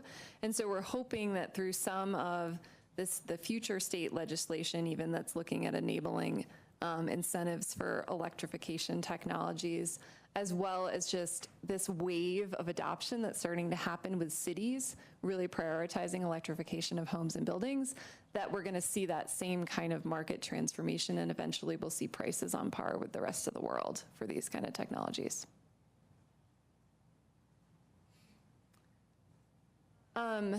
Again, to look at the equity issues that are potentially at work here with a new natural gas tax, we are proposing a low income and financial hardship exemption from the natural gas tax. And there is a possibility to do this as an upfront exemption rather than a rebate because Xcel Energy's billing system actually flags those customers that have received payments from federal or state energy assistance programs. So that's already in the system, and they could automatically exempt those customers, and we have spoken with Xcel about that. Of course, there are a number of other residents who would probably qualify for low income or financial hardship qualifications that may not receive assistance from those programs. So then we would still want to offer an after the fact rebate that would hopefully be through this streamlined affordability portal process. So council's feedback and guidance from this study session is going to guide the next steps, but if we do move forward with the natural gas tax, we'll develop the ballot language in line with the 2019 election timeline. We've already discussed the vehicle fee, so I won't even go into that. We are recommending a 1-year implementation timeline before we would collect any new tax, and a lot of that reason is to get these streamlined rebate and equity systems and processes up and running with both Xcel, the third-party natural gas suppliers, Boulder County, et cetera. And so then we get into staff's recommendation and questions for council here. So in addition to recommending adding this as a 2019 ballot item, we're also recommending eliminating the sunset date for cap tax to allow for future bonding, to allow exemption or discounts for residents with lower income, to give council the authority to reduce the electricity rate and proportionately increase the gas rate as the grid gets cleaner, specifying in the ballot language what those max and min rates would be. Implementing maximum consumption thresholds over which additional usage does not get taxed to get at not putting an undue burden on a single entity that has high process loads, and then providing a 1-year implementation period. And so based on that, we want to open up the discussion of if you support staff's recommendation for this. Great. Aaron. I had a question. So what's the carbon intensity of natural gas for a unit of energy right now compared to the fuel mix that we get from Xcel and electricity? If you know offhand. Well, I don't know off the top of my head because it's methane versus carbon, and methane has like 84 times the global warming potential. So if you put it in terms so of carbon intensity was the wrong term, right? So, like, it's emissions. Yeah, right? like it's like CO2 equivalents Right, or something like that. Yeah. Do you know? I mean, it's 0.0053 metric tons per therm, but I'm trying to remember exactly what our emissions rate is for electricity at the Sam, moment. surely you know the answer to this. Yeah. Well, I mean, it depends on what you assume the leak rate is for methane. Yes. I mean, so if you're Yep. burning the methane, the carbon load is about half typically of what you get from making electricity with it. But the thing is that heat pumps, which is what electrification is, have a multiplier on performance. So if you hear a coefficient of performance of 3, what it means is it takes 1 unit of electricity to make 3 units of heat in the home. So this calculation really depends on the heat pump efficiency at the end of the day. And so the heat pump efficiency is really important, so is the methane leak rate. So to come up with an answer for is it better to go electric, it almost certainly is better because you don't have methane leak rates if you go electric. And the coefficient of performance, the efficiency of the heat pumps is getting better and better. And so there have been people for maybe the last decade who have been doing this math. So there's a famous book, Sustainability Without the Hot Air, which is written by an author in England that does a fantastic job, but it's a whole chapter of a book on how to do that. So the short answer is it's very complicated. Yeah. But it's Carolyn has sort of an easy answer. okay. I have a sort of, so the Southwest Energy Efficiency Partners did a recent study on heat pump adoption and looked at both new construction and renovation within the Denver market, which is our same grid and natural gas mix. And so on new construction, they're seeing a 32% reduction with heat pump adoption. Wait, And a then reduction in greenhouse gas? in greenhouse gases. And then for renovations, it's about 18%. And again, that's recognizing that you're tightening the envelopes up even more on a new construction, and you're having to renovate an existing home, but still 18%. And that's based on the grid mix, and this report's about almost a year old, so it's getting better every day. Very tight. And of course, the electrification also involves things like dryers, right? So which are different, right? But we get the point that you do get an improvement. Right. The furnace is your major contributor to greenhouse gas emissions, followed by your hot water heater, and then the waning third is your stove. So can I just, Your furnace. our meeting. So in that, do they have any attribution for methane leaks, or is that just all the mix? They didn't add in methane leakage into those numbers. Okay, so on top of that 30% or 18%, you've got the methane leak. Okay. And we basically said in new building codes, we're moving people towards heat pumps, right? We are, especially in the residential side. The way that we've set the whole building energy performance requirements in terms of the ERI rating makes it impossible for homes larger than about 3,000 square feet to even meet the code without being all electric. And we're starting, in the way that we are moving towards an energy use intensity requirement for commercial buildings, we'll incentivize it as well. We're not flat out requiring it. There's some legal concerns even with doing that, but we're trying to incentivize it. Okay, so we're getting at parts of this. Okay. Yeah, I guess the one thing I would also add, though, because we talked about the greenhouse gas emissions, we're seeing a lot of health issues cropping up, and I think this is where the equity piece comes into play as well. Natural gas usage in homes is definitely creating concerns within the health community, and you're starting to see them incentivize electrification as well from a long-term medical cost. And so I think that's why this has become a growing important area for us as well. So without going into a bunch, what health risks? So particularly, you're seeing, childhood asthma is a big one. Respiratory. From having natural gas in the home? Natural gas in the home, that's correct. If there are leaks, like if there are things going wrong, or just from having the service at all? So from cooking, you're certainly seeing emissions constantly, irrespective of the performance of the equipment. In older homes with aged furnaces, you're seeing higher concentrations of carbon monoxide as well as some methane below detection levels, but in concentrations enough to cause, I think we're seeing 30% higher in high exposure areas of childhood asthma. So I might also add, there's carbon monoxide poisoning to be discussed, and with electrical heating systems, you won't have that issue to be concerned about. So I'm curious, to me, there's a lot that's laudable about this approach. To me, the issue is timing.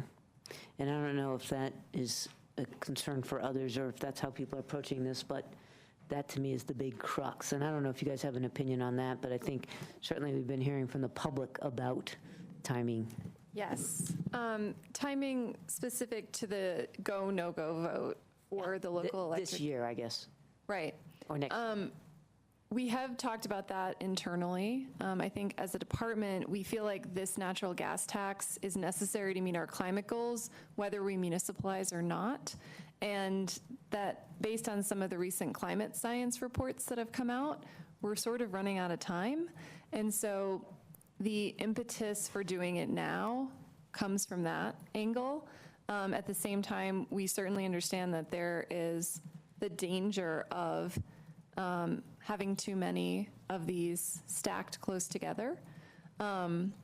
We didn't want it, we specifically thought it would be not the best idea to have it in the same year as the muni vote, although it sounds like that might be up for discussion, that maybe it would be better to do it in the same year.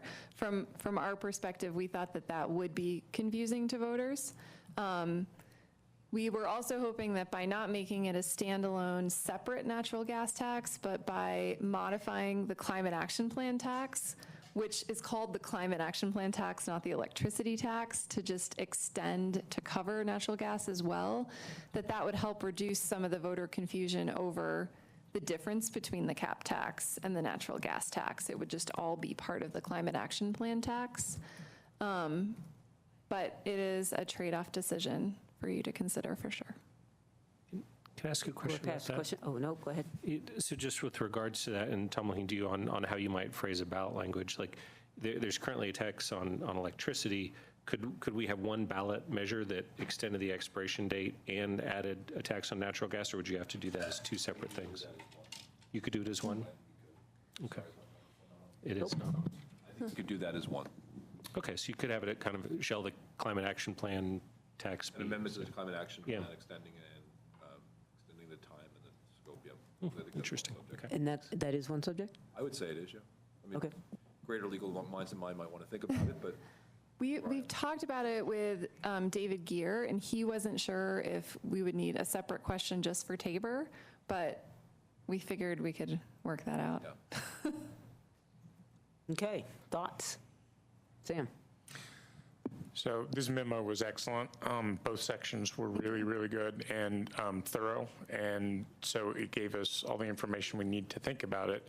So from the perspective that we need to do these things, it is definitely something whose time is ripening quite quickly. And the tax on natural gas is at least simpler than the vehicle approach. So I'm in favor of this in general, but I think timing is a real concern here. There's one way to look at whether it comes forward with the muni as potentially there's going to be some competition there, or it could be that if it's alongside a muni vote, it's like, well, there's this one non-controversial thing that's not a lot of money, and that will be judged on its own merits, and then there's the muni question, which will be judged on its merits alone. But I think there is a good argument to marrying those. There will also be probably a couple different taxes on the ballot this year for the city to think about. And so that's another kind of competition that might talk to a different timing than this year. But for me, on the whole, this is where we have to go ultimately, and whether it's this year or not deserves a discussion. But, the gas tax is much more easy to administer. I was not so pleased with the different rates between residential and non-residential. I think there's an equity issue there alone. Even if you've got the equity issues on the residential side handled, it's not clear why the residential homeowner pays something like 8 times the rate per therm that the businesses do. I mean, I have a business that uses natural gas, and I wouldn't think that was fair that I would pay 1/8 of what residential folks would pay. The cap, I also have some concern about.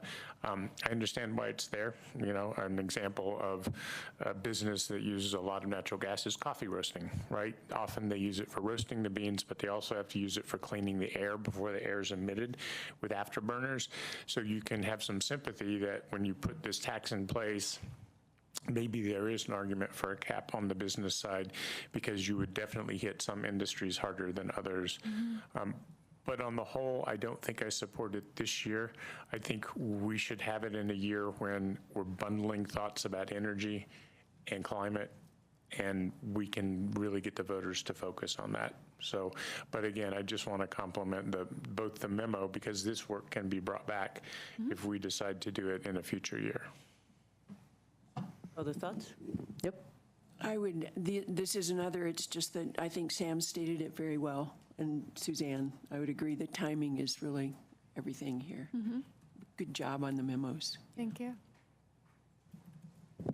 Other thoughts? I already made my comments, and so, but I do want to thank you so much for, this was a fantastic memo. So it's not work that's not going to be used. It's not going on the shelf.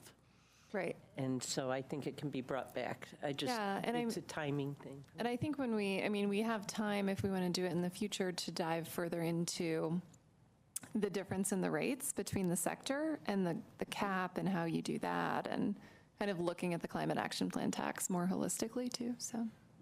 I have one more comment that I meant to make. I think the component of shifting the climate action plan tax over to gas is a good one. That could almost be cut off in a way because what you're asking for essentially is additional revenues to do additional programs. And I think we're going to need to get people's attention to talk about that. You could potentially, in a revenue neutral way, so with no increase in taxes, implement that component of it. And I think that there would be some merit to that. Maybe not this year, but to think about, you know, whether those have to be coupled or not, because one is a tax increase and the other is like making it as as we get less and less from electricity. Right. We did think about that. That was one of the things that we evaluated in the October study session. I think the challenge with that is there's a lot of administrative costs to do that, and then you don't get any additional revenue, so you're actually shrinking the amount of programmatic funds that you have to work with, and so that was kind of where we ended up. Everybody? Oh. Thumbs up to what Sam said. Aaron? Well, I mean, I have to say, I'd probably be in favor of going forward this year, given I guess I was asking those questions about whether it would be effective this year or in a year, it would take a year odd with the different greenhouse gas emissions, you know, natural gas versus electricity. It sounds like it would be effective sooner rather than later. So given the urgency on climate change, I'd be more inclined to move forward. I mean, it sounds like that's not the will of the council. I will say one benefit to not moving forward at this time is that it would be another way of raising the price to live in this community, which is a challenge for a lot of people. But you did think about that with the equity thing. So I think for a future, it sounds like maybe we'll take another crack at this in another year or two or three. And so we would have to, I would say, look carefully at the equity issues at that time. And to Aaron's point regarding equity, this was, I guess, easier to address. But again, I still don't think it was quite there. I think it has to be not an afterthought, but front and center. So I think that's how we should approach it. I guess I'm the last one. I'm not moving forward with the tax as well. So I'll just weigh in and say, I mean, I agree with Sam. I also agree with Aaron, though. And I think there's a lot of people that we might call upon to help to run a campaign that are like, the ones writing going, you know what? No, not this year. And so that weighs heavy. I think it's a very laudable approach. I do think, though, we are in a race against time on climate. On the other hand, having the low-income portal figured out, if indeed we're going to proceed with that, maybe it won't take so long to implement this in the future if we have some of that stuff already dialed. I also think that basically, when you have a tax on something, you want people to alter their behavior, use less, but also to have cheaper alternatives to get them to where you want to go. So I'm hoping that heat pumps or the approaches, the ductless, whatever, like, maybe it'll come over. Mini splits. But anyhow, that maybe that in a year or two, maybe more of those things will be in place so we actually get more bang for a buck. Even though I would have loved to move quickly. I don't think we ever move quickly, but I do feel the urgency. Anyhow, I'm glad that this work will be relevant in the next couple years as well. So, okay, so I guess we're not moving forward on that one, but we won't forget this idea. Okay, thank you. Yep. Thank you. Yeah, it really was excellent work on the analysis. Thank you. Thank you. We're not like personally offended, don't worry. Darn, we don't have to write ballot language. I know.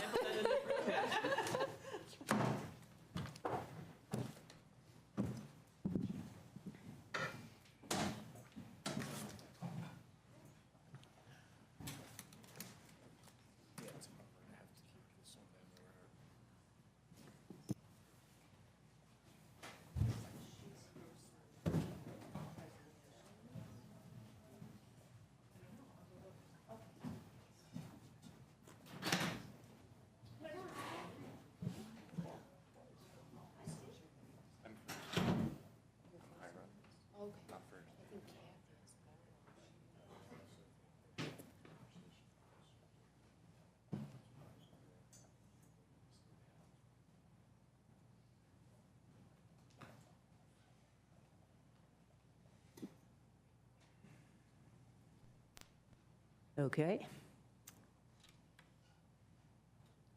We're waiting for our first presenter, so we may have to switch the order up a little bit. Which one is that? Kathy Haddock is presenting the item, the council assistant item. She's here. Oh, she's here? Okay. Because, we have several, so I don't know if the order really matters. Jump ahead? Okay. So, good evening, council. My name is Cheryl Patelli, CFO for the city, and my role is to really bring these ballot items to you this evening. First, we're going to talk about the item brought forward by the Charter Committee. The committee met a month or so ago and is bringing forward one item, and that's council assistance. And like I mentioned, Kathy Haddock will be presenting that. And then I will talk about potential ballot items and funding needs in the future. So here is where we would talk about the 1.15 cent sales and use tax that is expiring.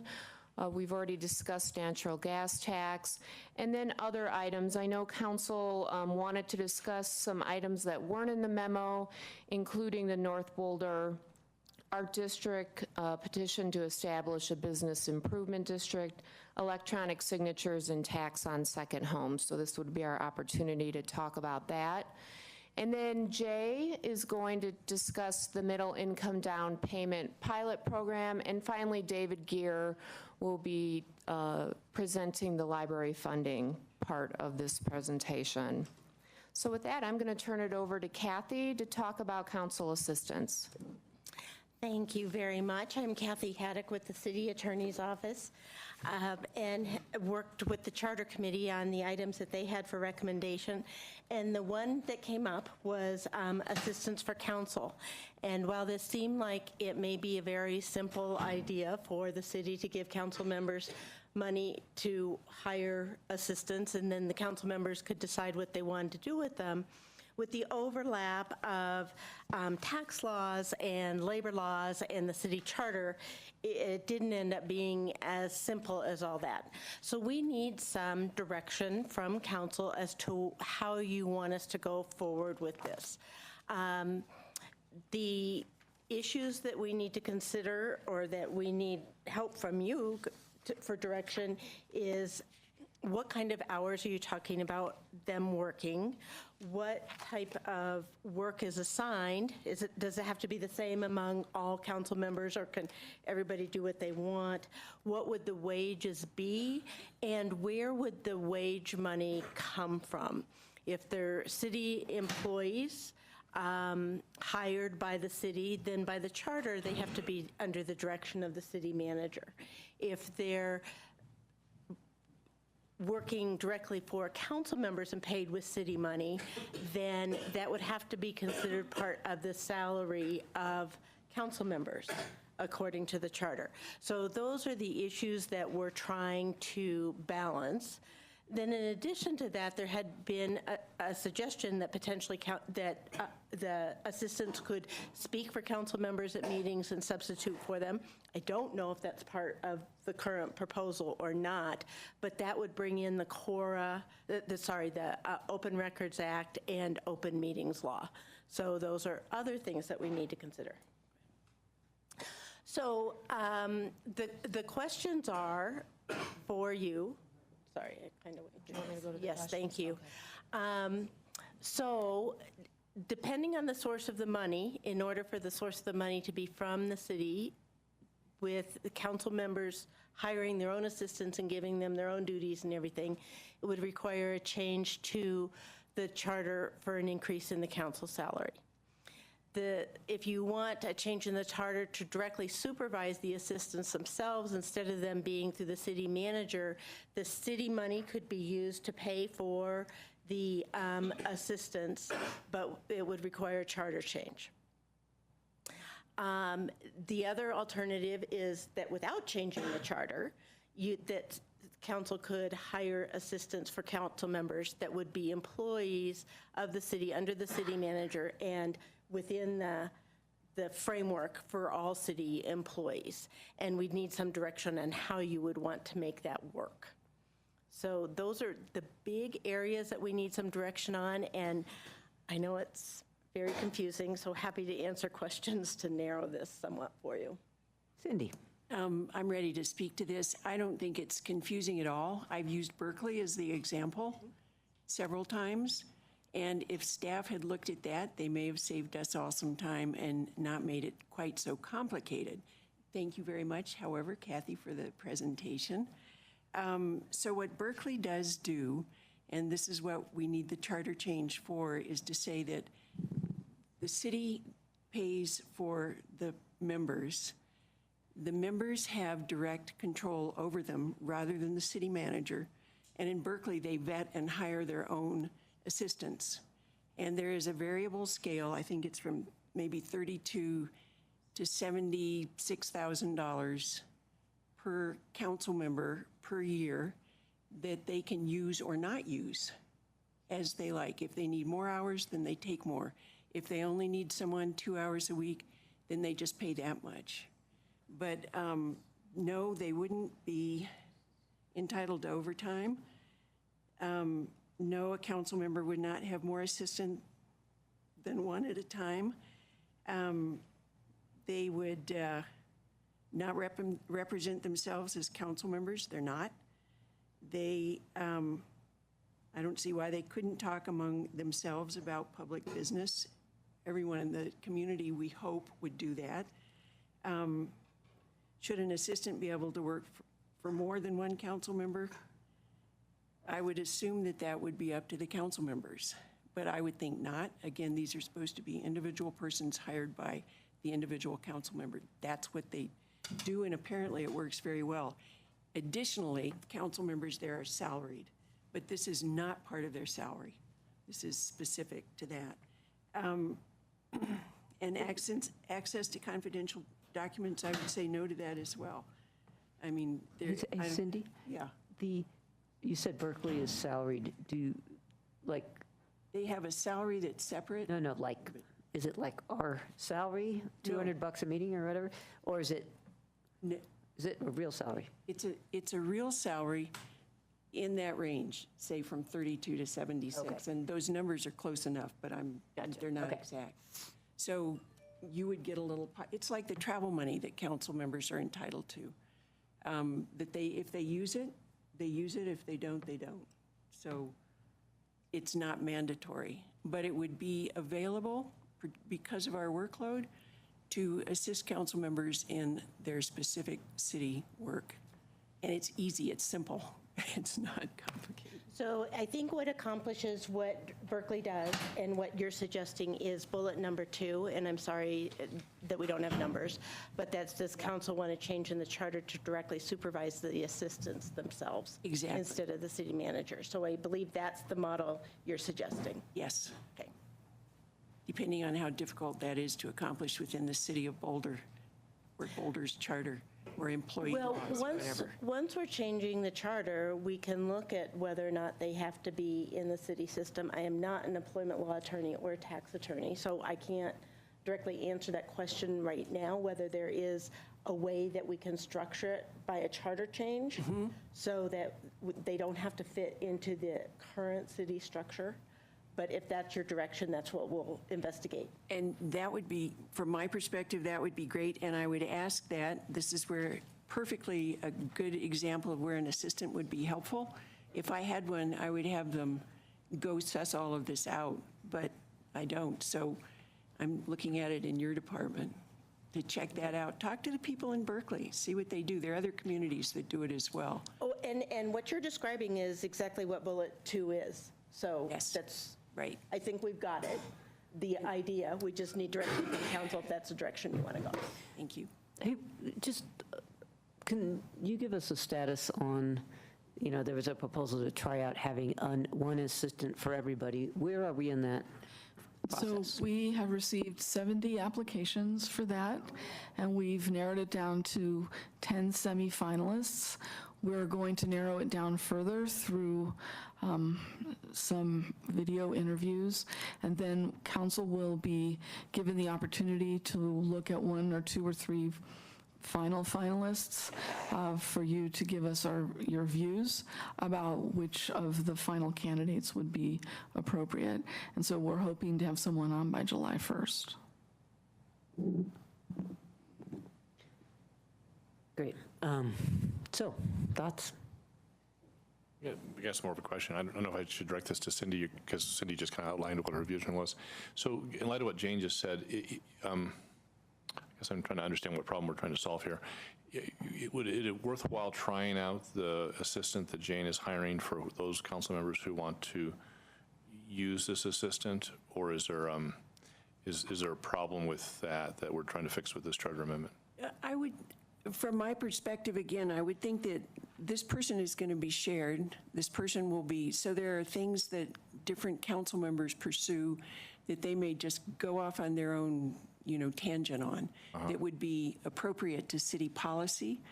And I don't know if that person is shared by this many members, how much time she or he may have to do that kind of thing. Sure. As well, if there's something that, it's just being the person's boss rather than having the person answer to the city manager. So I guess, so that you raised 2 issues. I guess with respect to the time issue, in other words, whether is this going to be a full-time employee, Jean? Yes, it is. Okay. So I guess the question about whether a full-time employee is enough for 9 people, some of whom will use the person a lot, some will use a little, and some maybe not at all. I guess we don't know that until we hire the person and see how much is used. With respect to the boss issue, I guess I'll just say that I feel that I have access to all 1,400 employees in the city, and as long as I'm not asking them to do too much, which would require 9 to 5, I've always found them to be very responsive. I'm not their boss, but if I need information or something done, I pick up the phone or send an email and that gets done, and I think it's great, even though none of them work for me. So that's why I'm just kind of reacting to that. Well, Bob, let me respond to that. So one of the council members who I have been put in contact with in Berkeley, whom I haven't been able to talk to yet, has an assistant. She also puts out a newsletter on a regular basis, which I would really think would be very helpful to other council members than just yourself. Stop, you told me. So, but I just don't, and many of us here sitting here, and in the future, I would think, aren't able to do that same kind of communication. But it would be very helpful, for example. And I don't know whether or not I could pick the employee and say, okay, I want you to do this and this and this, or that kind of thing. And Bob, just from another perspective, is for someone like me, I'd want to use this person to go through my emails more thoroughly and respond, because there's many, many, many I don't respond to, and I'd like to. And so if I could have someone that I could trust that is just working for me to go through and filter every week and say, okay, these are a lot of stock letters on this issue, and I just gave them the reply that you've pre-written for me, but these 10 you actually really need to respond to yourself. I mean, that for me is a big part, because I'm not having enough engagement with the residents in the town, and I think that that's not fair to them to have. I mean, maybe other people are able to, but I sure am not. That's helpful. Let me drill into that. Is that a volume issue or a confidentiality issue? In other words, are you concerned that if an assistant is responding on behalf of lots of council members, there's simply not going to be enough time? Or are you more concerned that having one assistant respond on behalf of several council members creates a confidentiality conflict for that person? It's, more confident. There are certain things that I may want, not want to. Yeah, sure. So I would support what Cindy is stating, was bullet number 2. So I'll just throw out there, all things being equal, I'd rather not have to have a day job and be able to do this, to have money so I could spend more time doing this instead of my other full-time day job. But the voters said no to that. And I guess, and I can respect the volunteer sort of public service ethic around that. But I guess if I had the opportunity to pay somebody to do work for me or pay me so I had the time and wherewithal to do it myself, I would rather do the latter. And but the voters said no to that. So I guess that's where I'll be honest, I don't think they'd support this if they don't support us doing it ourselves. And maybe you disagree, and that's fine, but that would be the way I would read the tea leaves. So I guess I totally honor your request. I guess I think we should try out this one assistant first. One assistant being hired for us to use first and see how she rolls. I'll just throw that out there. And may I respond to that? Oh, sure. The issue, I think, with that is that they're two different things. I think people don't want to pay the council more for whatever variety of reasons they may have, legitimate or not. But having an assistant is actually addressing the workload that we have. And what I am really worried about is that people who have full-time jobs, who do not have the time to do this kind of thing, will not step forward. And this is a way to alleviate people who cannot afford to take this kind of job, to help them be able to step forward so that we have a more representative council. That's really at the bottom of this for me, is to allow people to do this kind of thing, because our workload is damn near overwhelming. And if you're working full-time, you can't do the things that you want to do, particularly if you want to be accessible to the community. So that's all. This is true. Yeah. Aaron. Well, I'll agree with what Zan said. I mean, I think the council voted to hire an assistant to the council through the city manager, which I think is a reasonable next step. I mean, we do have a council manager form of government, right, where we're the policy setting policy, and then city staff through the city manager, runs the city. And I think that's overall a really functional model. It works for many, many, many communities across the country. And so to the extent that we get help in our jobs as council members, I think having it be under the city manager and city staff makes sense. I'll reiterate some points I made when we talked about this before. I mean, if we had assistants, I mean, on the one hand, it'd be really nice. But on the other hand, I mean, I would feel like I would still need to read every email, and I would have to obviously go to the meetings, but also that any civic events that I felt like that I needed to be represented at, I would have to be there personally. So maybe you could get a little help with setting form letters up, and then they could send that off separately. And the one thing about Berkeley is they do have wards or districts, and so there's a little bit of something like if somebody in the district has a concern about their district, then they could maybe come to the legislative aid and get help with that. But we don't have districts or wards, and city staff fulfills that role. And the other thing is that this would be a big budget line item if we all had assistants. Oh my goodness, that'd be a lot of money. And I think that would be better spent in other places.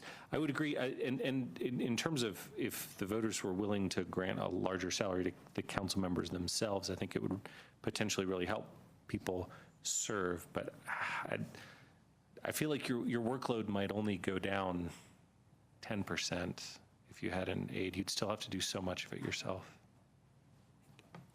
Aaron, the only thing, again, if I could respond to that, is that at this point, when issues come up in the city, if someone doesn't respond to them personally, and this is the whole city, right? It's 108,000, whatever, whether they're students, whether they're residents, then it just goes by the wayside.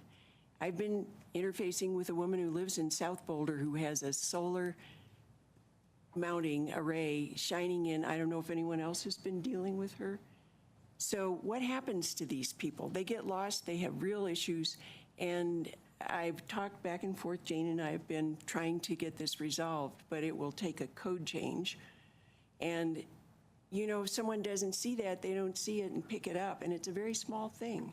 There are very many, many small things in the community that just get lost, I think, because we're unable to respond. And that's not any, I don't think there's any fault here. I just think there's a lot to do. Well, and if I could maybe colloquy real quick on that. I mean, we are imperfect as a city organization at answering community members' emails, and I feel bad about that, and I personally and as sort of an organization, but, you know, but I feel like that's a problem we could potentially tackle, and if we felt like that was a real priority, we could look at focusing staff on email response and tracking them all and whatever. It would take a fair amount of time, but I'd rather address it more as an issue in and of itself rather than through council aides, personally, if we felt like it was a priority. Mary?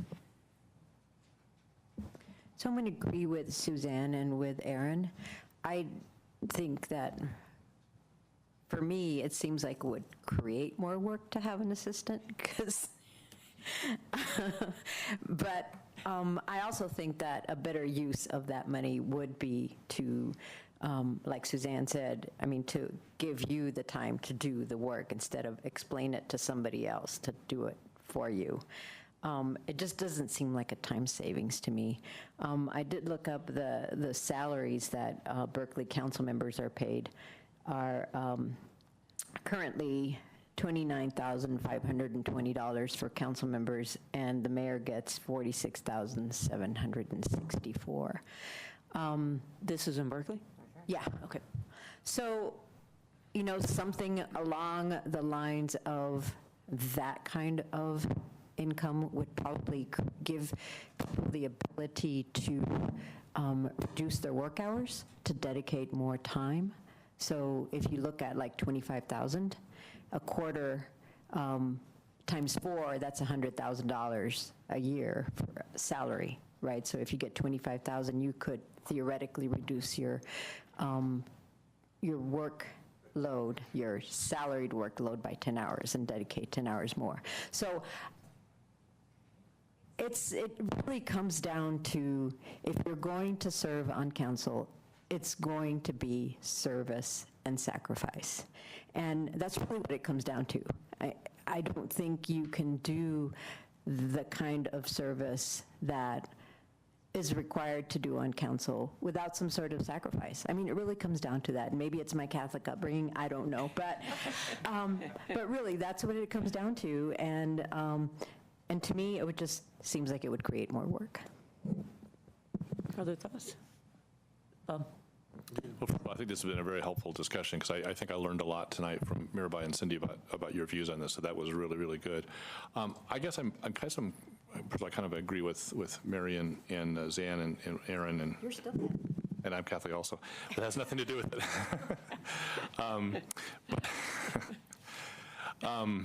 But I guess I'd like to give this new model a try first. It sounds like we're really close to hiring somebody. I don't have any idea if this person is going to be used by council 40 hours a week or 4 hours a week or something in between. If we're absolutely overwhelming this person, then we should we should revisit this topic. It doesn't address Mirabai's concern about confidentiality because it's still one person. So I don't know how to do what to do with that, other than I suppose the city manager can instruct the person to kind of wall himself or herself off, but I don't know how that works. But from a volume standpoint, I think I'd like to try to see how much we're actually using this person. It's never been done before by us. I just have no idea how much we're going to use the person. And I guess I'm not super persuaded by the boss issue because, again, I've always found all city employees to be very helpful, and I just don't perceive whether this person responds to a council member or responds to someone on Jane's team. I think the person is going to be helpful no matter what. So I'm especially if you hire the right person. So I think I'd like to try this year, and this is a discussion we want to revisit next year. If it's not working for some of the reasons you all stated, then maybe we should revisit that. Go ahead, Sam. No, I've just got one thing to wrap up regarding Mary, what Mary said. It's Sam and Lisa. I was a Catholic too, and I wanted to go to the convent. I went to the earth. Anyway, I pretty much agree with Bob, and I would like to just try what we've already set in motion, see how that works.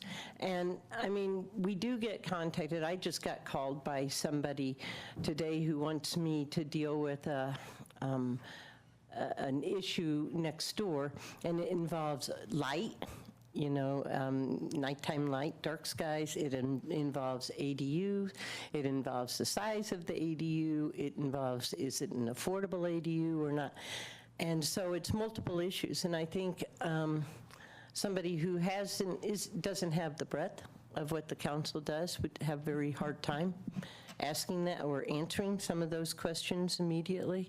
And I want to, anyway, we all voted to go forward. And Jane is in that process, and so that's where I'm going to be. And with regard to your comment, Mirabai, and your comment, Mary, I had to work full-time all through my time on council, and there wasn't negotiating. Could I work less hours so I can do more time as council? That just wouldn't fly. It was that if I was going to be on council, everything that I did was going to be for council would be out of work. And so it is a sacrifice, and it is a big thing to take on. I think some of your concerns by hiring or setting in motion this process, and let's see how people use it. And I agree with Bob. I mean, I can call or email any staff person, and usually I'll copy Jane or, and I can get a response to my answers pretty satisfactorily. Sweet. Okay, we're going to try to wrap this up. Sam, and then you. So I want to see how this runs with the pilot that we've got set up. I'm curious. For me, I wouldn't have anyone look at my emails. I mean, that's something that I think is really my responsibility to take care of.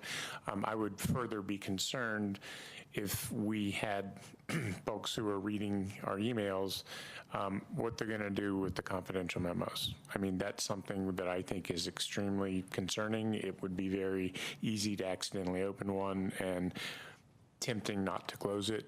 So, people are human, and so that's one concern that I have regardless of how we do this. I will intend to use this person as a research resource. I mean, that's the thing that I usually find myself dropping off, which is, hey, I want to see those packets from before that relate to this, and I don't want to have to go click through all of the links, so could you put them in an email and send them to me so that I can go back through them? Or what was the disposition of an issue, or what's the status of an issue? So I see a use for such a person, but I'm going to use them probably as a researcher more than anything. So I'm going to give this a try. I don't think we're ready for a charter change quite yet to do it, but let's see how it goes.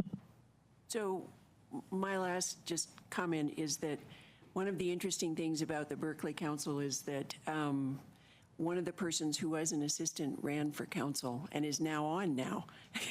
So we'll see whether this newly brought assistant thinks, after dealing with some of these issues, that it would be a wise thing to run for council. First, that person would have to afford to live in the city. Okay, so, I think we have a lot of more to go. So thanks for Okay. that discussion. Thank you. So the next is the potential ballot items in the future, and I won't go through this. We talked about the unfunded needs here at the city back in April, and as you know, the dollar amount is pretty large. And at that meeting, we talked about some options to be able to fund this in the future. One was reducing the current expenses and programs that already exist, and then also using one-time money, whether that's through reserve, surplus funds, those types of things. And then finally, it would be a potential expiration or extending of expiring taxes and/or adding new taxes. So as a reminder, property tax, we currently utilize about 11.9 mills of our 13 allowed under the charter, and 1 mill equates to about 3.6 million a year. This is going to go up because of the increase in assessed values this year. We anticipate this number to be closer to 4 million after this year. Sales and use tax, our current rate is 3.86, and on the next slide, I'll discuss the reduction of 0.15, and about 0.1 cent of sales and use tax equates to 3.3 million a year. Before you move off, just a really quick education question. Okay. Can you go back to that slide? Back. Yeah. I get the fact that our charter limit is 13 mills on property tax. If, is the 11.981 the Tabor limit of our mill levy? In other words, could we go from 11.981 to 13 on our own, or would that in and of itself take a Tabor vote regardless of the charter? I believe it would take a Tabor vote. Okay. Yes. Okay, and then going above 13 would require a charter amendment and a Tabor vote? Correct. Okay, got it, thanks. Thanks. So the next slide, oops, I was hoping this would all come up at once. Sorry about this. You saw this at the study session.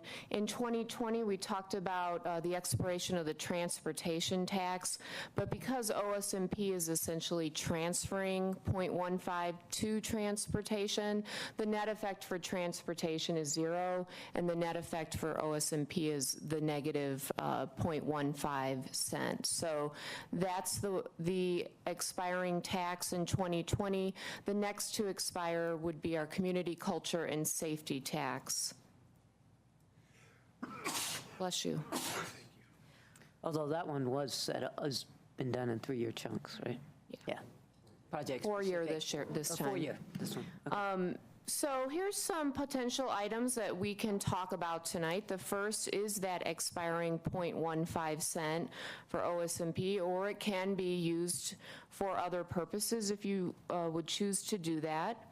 And then if you have, we don't have a presentation on these other items, but if you have specific questions, we do have staff here that can answer them. So let's talk about that one. I just want to clarify, for the Nobo Art District, I just wanted to say it out loud and make people aware of it. We don't really have a role, and I just thought it's useful to know what's going to be on the ballot. And just to clarify, that would be put to a vote of the property owners in the North Boulder Art District, so a very small subset of the community would vote on that. 37. Right. And you know, I think, for me, I'd be happy to put it on the ballot, because it will be voted on by only those people who are in the business district. And so I'm fine putting that on and let them decide it, but I don't know. Right, I just want to be people aware that that's going to come to us. And maybe that's all we need to say about it. Oh, did you want to say something? David Farnan, Library and Arts. It's our understanding that they're going to wait until 2020. Oh. Well, wait a minute, come back up. That's new information. That's totally new. Yeah, they just had a meeting right before this. So the county assessor revised the list of voters in the past week. So there are 20 business owners that they have not accounted for And so they're thinking about whether or not they want to revise and postpone and aim for a 2020 election. No decision has been made, but that's our understanding of their intent. For their campaign committee did indicate that they wanted to put it off till 2020. For the North Boulder Business Improvement District. Okay, well, I guess it will be up to them whether they bring it forward, but, okay, is that enough on that? Yeah, well, just one last thing, though. The council does not put the Tabor measure on the ballot for the district. The district will do that, and the council has a place at the table in the formation of the district. Yep. Okay. Just like we did for the downtown bid, right? Yeah. Correct. Okay, so shall we talk about the open space one? Maybe if people have questions about, we have Dan, you want to come up? I guess maybe can I just start with a question about that? Can you tell us, we've heard throughout the last little bit in presentations that, you guys are preparing for a decline. Can you talk to us about what having the expiring tax is doing to functions that we expect from the open space department? Can you just talk a little bit about what that means? Yeah, so January 1st of this year, January 1st of next year, we are losing about $8 to $9 million worth of sales tax based on a 0.11 expiration that happened this year, and then the 0.15, which will happen January 1st of 2020. There is also the element that since the merger of Open Space and the Mountain Parks Department in 2001, we were receiving a general funds transfer around $1 million a year. That expires this year as well. So if you add all that up, we knew, and the good thing is we knew all this was coming. So we knew we were dealing with about a $10 million reduction, about a 30% reduction in revenue. So we started really planning earnestly for this about 3 years ago and setting ourselves up. So we set ourselves up in a position where we're primarily and still able to account for these reductions without necessarily cutting whole programs, but our whole philosophy has been scaling back and phasing and stretching out. So we also have been approaching it from the staffing levels of looking at staffing through attrition rather than laying folks off. So the attrition strategy seems to be holding, and instead of cutting whole programs, we've been able to, and we think we have a 2020 budget in which we're scaling back instead of like eliminating full programs. So those two have been our primary philosophies over the past several years and going forward. So just to clarify, the sum total of what the decline would be, say that again? Roughly around 10 million for, 10 million total. And that accounts also from a general fund transfer that's been taking place since 2001 that will no longer happen. Great. And that's out of a total budget of what? So we are going from roughly about a low 30s to low 20s. So that's everything. So what was the 0.114 that expired? So you said there was a... There was a 0.11 that expired January 1st of this year, and then another 0.15. Yeah, I got the 1.5, but the 1.1, was that dedicated? Yes, and I don't think that's repurposed. I think that's just now gone. And what's that for? What was that intended for? Was it land acquisition, or was it? I think the driver, from my recollection of looking at these things, is they tended to be passed along with acquisition planning. It wasn't specified for that, but I think the intent was to support acquisition planning over the past. So there's no language to that effect, but in reading between the lines, I would think that could have been a primary motivation. Great. Hang on. We got a cue. What?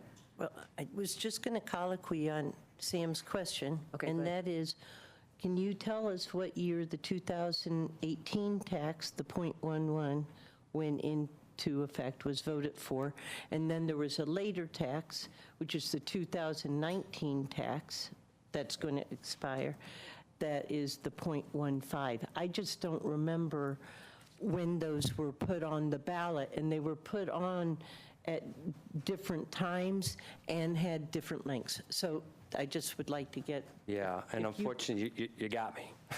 So I was writing down facts that maybe would come up tonight, and I didn't put when they were enacted, so. Yeah, and so I think that could help answer. And you were right, they weren't specific for anything. I'm sorry, Mary? And who else has their hand up? Okay. So I have a couple of questions. One is the $10 million. To what extent does that affect ongoing operations versus acquisitions? And it was my understanding that the acquisitions were sort of leveling off and that we were moving more towards maintaining what we have. So, to what extent how does that work? The $10 million affect that? I would say the greatest percentage, about $6 million of that savings or that reduction, is through our CIP program. So we were at around a $10 million CIP program. This year, going into 2020, we are budgeting about a 3.6 to 3.8 CIP. So our larger projects are the ones that are sort of being put aside, scaled back, or deferred in order to account for roughly about $6 million of that $10 million. That we also are going to be having some debt savings from acquisition bonds that we timed in a way that we're going to be paid off by the time these reductions hit. So that accounts for another about $2 million in debt reduction that we'll no longer have to account for. And then there'll be the rest would have to come from some operational budgets. But from the acquisition standpoint, in 2018, our land, mineral, and water acquisition budget was around $5.8 million. In 2020, it's $700,000. So that's one of the big major ways that we are accounting for the reduction. As I said, the other ways that we're doing are stretching projects a lot longer. So we have about our trails maintenance program.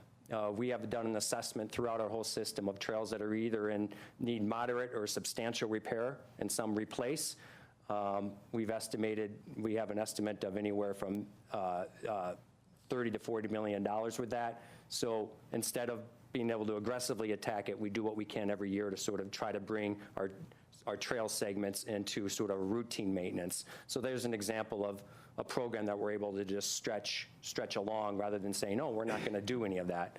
We're suddenly just taking pieces of it where we can't be as aggressive as we would have been under the former scenario. And does the trail maintenance, the numbers you just indicated, do they include the involvement of volunteers? Oh yeah, we have about 2 staff people. All they do is coordinate volunteer crews onto our system. So we have a big volunteer leveraging program in place. So that does account for that.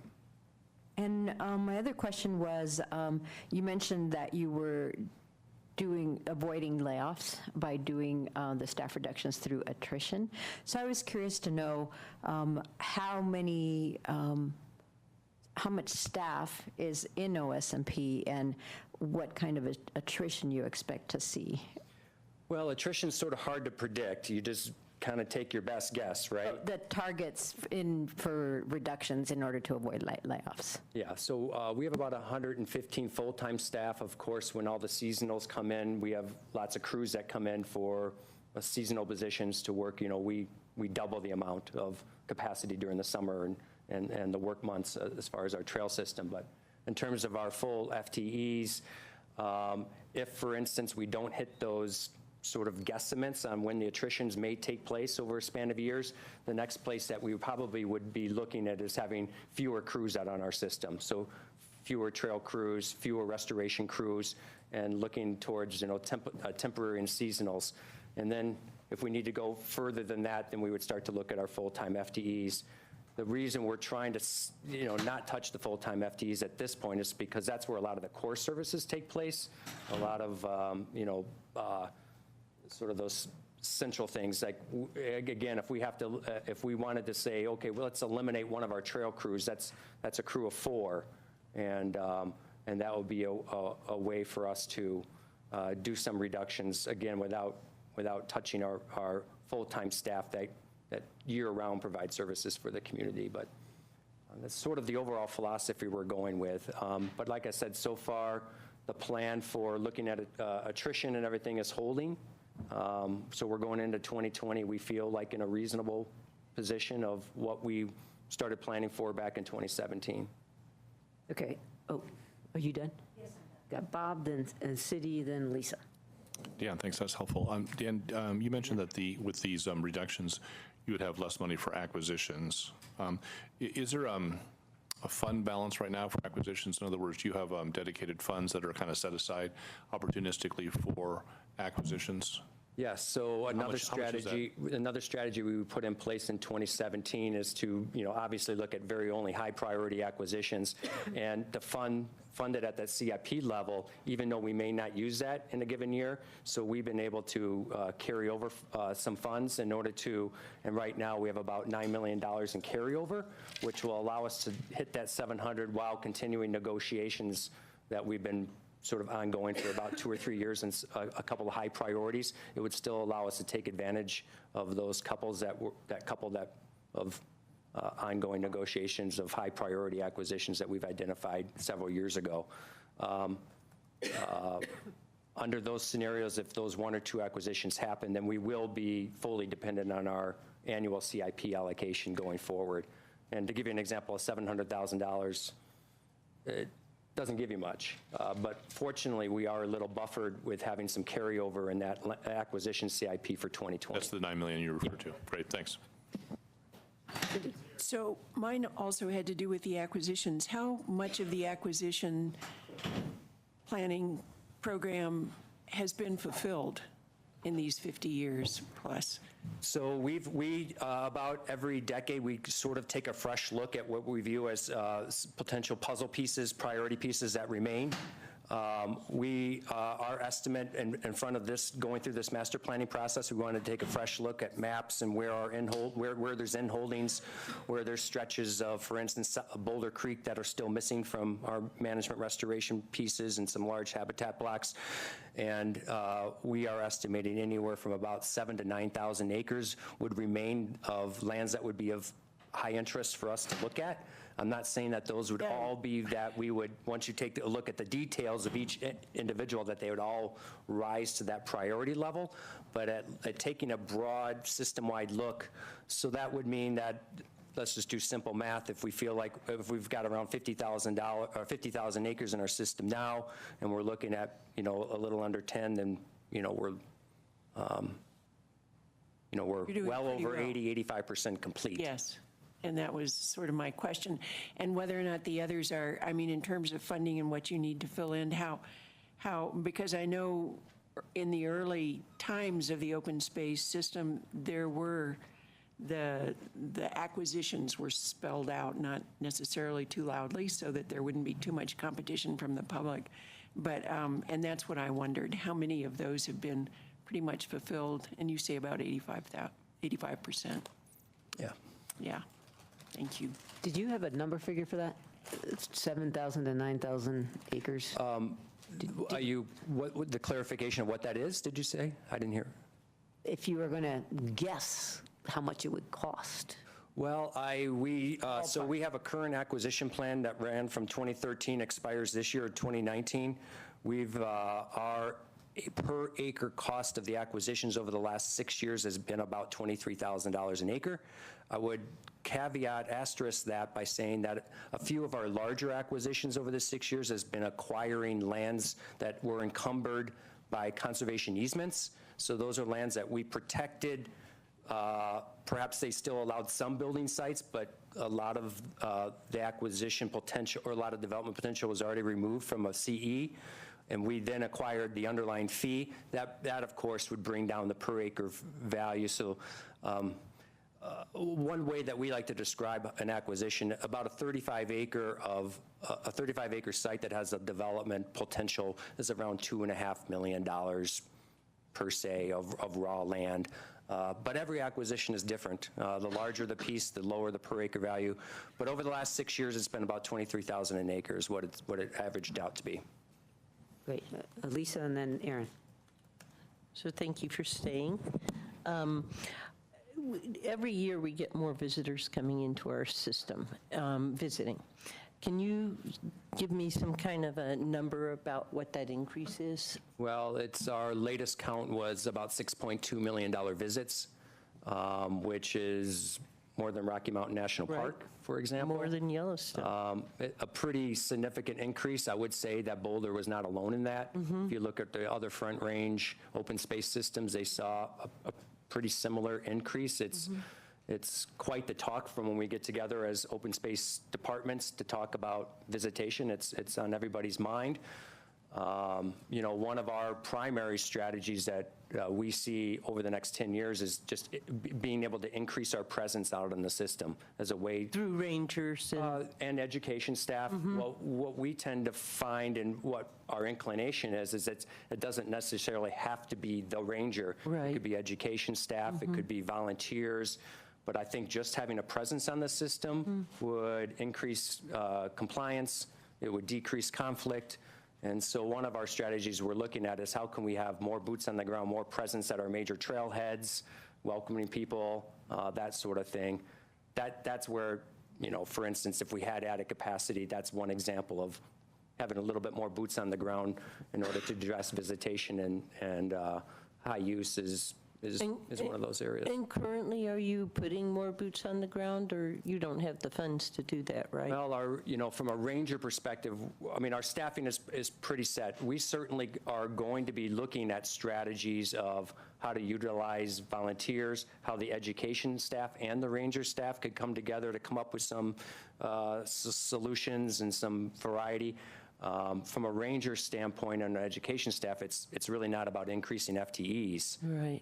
So that would be looking at more creative ways to, can we have presence on a Friday, Saturday, Sunday, and using volunteer groups to volunteer for the day, to that kind of thing. But I'm just curious, do you guys have interpreters? yeah, in fact, we just graduated 14 volunteer naturalists. Cool. I attended the ceremony. They go through an 11-week training with our staff, and then so they then are now able to lead groups, community groups out on our system and do some interpretation and that sort of thing. Great. So yeah, we do. And then we talked about it a little bit recently, but I'm still not totally clear that how much open space funds are going into the planning and construction of the new open space facility. How has that affected our our budget? So we and I'm saying that just because we've gotten to the point where we need a new facility. So yeah, so we are, as most of you know, that we moved out of our Cherryville location because of health, safety concerns. The buildings needed upgrades, couldn't be done with us there. We also grew out of it. They were built in the early and mid and late 90s when our staff was much lower. So now we're in the hub at 2520 55th Street. We have made the decision just in the past month to defer our feasibility planning for a permanent campus. We had some CIP monies that were going to be dedicated to those studies, and we just announced to our staff that we're going to be deferring that for at least 2 years, which means that our presence in our current location is going to continue. I, for one, and our directors team, we just couldn't justify cutting programs in our fiscally constrained environment as opposed to looking at permanent campus at this point in time. I think there probably will be a need to resurrect that conversation. We just felt like right now is not the time or place. And then my final question is, this year we had, we resumed tribal discussions, and we paid for open space, is my understanding, paid for all of not? Yeah, we're working, what was we that? did assume some of those costs along with general funds. But in the negotiations, there were discussions about let's meet on a somewhat regular basis so that we don't wait another 10 years. And I guess a question I have is, how is that going to go forward in terms of how that is spent? Because Native people lived in all of Boulder, not just open space. And so I'm just wondering how that's, where the funds for that are going to come from. We haven't completely decided, but it will be partly from the general fund and partly from the open space. And what's the rationale for open space? Because a number of the lands that we own in open space are lands of extreme interest for the tribes. And that was a topic of discussion. Right, right. Yeah. Thank you. Okay, Aaron. So just a quick question about the general fund transfer. So is that ending on schedule to end at the end of this year, or is it next year? What was that? Yeah, I believe it ended on January 1st of 2019. So it has already ended? Okay. So then, Jane, our current budgets then include $1 million more in the general fund this year because it's not going to the open space fund, is that correct? I guess you could say that, but just like they have been preparing for it to happen, so has the general fund, and so we had, it's not like we found $1 million. We booked the money in other ways. I was in no way implying it was sitting around just ready for us to write a check on some new thing. I just meant that it's allocated to the general fund as of January of this year. Yes. And not the open space. That's right. Okay, thank you. Cindy? I just wanted to quickly follow up on what Lisa said about the open space funding some of these tribal meetings. I don't quite follow on that. It seems to me it should be the city's general fund that does do that. I don't know why it would come out of open space. Interest in lands, there were probably interest in lands that we're sitting on right this moment. Well, we know. So we know there were. So I would like to see that part of the budget changed. So let's put that in the budget discussion. Yep. Yep. And then we're going to say what we think about this. Okay. I just have a quick question, just because I don't know. We have housing structures on some of our open space, like over on 63rd. Yep. Are you guys, I know it's not set up for an office, but I mean, could you guys use, seeing as we've paid for it, could you use that as office space to work out of? Or is that not feasible to? Yeah, I would say for the most part, our residential structures that were acquired as a part of the whole land acquisition programming or purchasing, that very little of them probably would be used for that purpose. But what we are doing, and one of the things I was really excited about when I took this position, having come from real estate, is that we always intended to be more robust of looking at how are we using these 36 structures? What has an open space charter purpose associated with them, and do an analysis of which ones either do not right now are serving an open space charter purpose, or which ones do not have a high likelihood of being able to do that. And we finally have launched that whole analysis, and we have a project charter on it. And so we're expecting to complete that with it over the next, definitely within the next year, in which we will have looked at each residential structure. Is it being used for an agricultural tenant, for instance? Does it have potential to have an open space purpose? If it doesn't, then look at what are the options for us. Could we sell them, and that would be a way to pay back our land acquisition CIP? Do we want to decommission and just remove the house, because in that way it would improve the management of the land, because the land underneath the house is important to us? Do we want to remove the house and just have someone take it away? So we will be coming with a suite of recommendations for every residence that we own. And I don't want to dismiss that. It could be that we might say, you know what, we need ranger presence in the far north of our system. This would be a great house for our rangers to land while they're out there, in that part of the system, or the far east. So it's not out of the question that we could find a direct administrative use for some of those buildings, but I would say it would be unlikely. Okay, thank you. Okay, so let's go ahead and say can we just, because mostly we just have to decide whether we want to put this on the ballot. We don't have to solve every issue. Go ahead. Yeah, but I have one more question Yeah, go ahead. that could inform. To what extent does the master plan that hasn't been passed yet affect the budget planning? Well, what you'll see is, 3 scenarios coming out of the master plan. A prioritization based on our fiscally constrained or our current condition. If our sales tax was restored, how that might affect the prioritization, which of these projects and strategies would be able to scale up.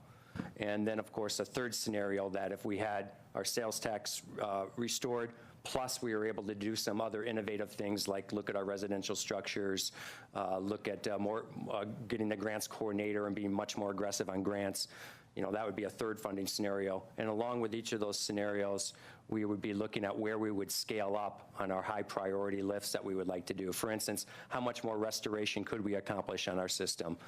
How much more soil health initiatives could we accomplish? How much more implementation of our prairie dog working group recommendations could we do under those three different scenarios? So we've definitely been thinking about where we would scale up. Again, we are not doing this pie in the sky analysis of where we would create a whole bunch of new programming, because that's unlikely. We know our fiscal reality, even in the greatest sense, isn't going to allow us to do a whole bunch of new stuff. But again, where would we be able to scale up and accelerate is kind of how we're thinking about things. So, okay, so we're going to try to get out of here 45 minutes or sooner. We have a couple issues. So I guess some of which get complicated. So can we just do a straw poll? Lisa said she wanted to extend. How many people agree with her? 1, 2, 3, 4, 5, 6. Okay. I'm not necessarily against this, Andy. What I'd like to do is I know we did a kind of a soft poll as part of the open space management plan. I guess I have a question. Do we have time to do a tax poll at a couple different levels before we make a final decision to see what the appetite of the voters is?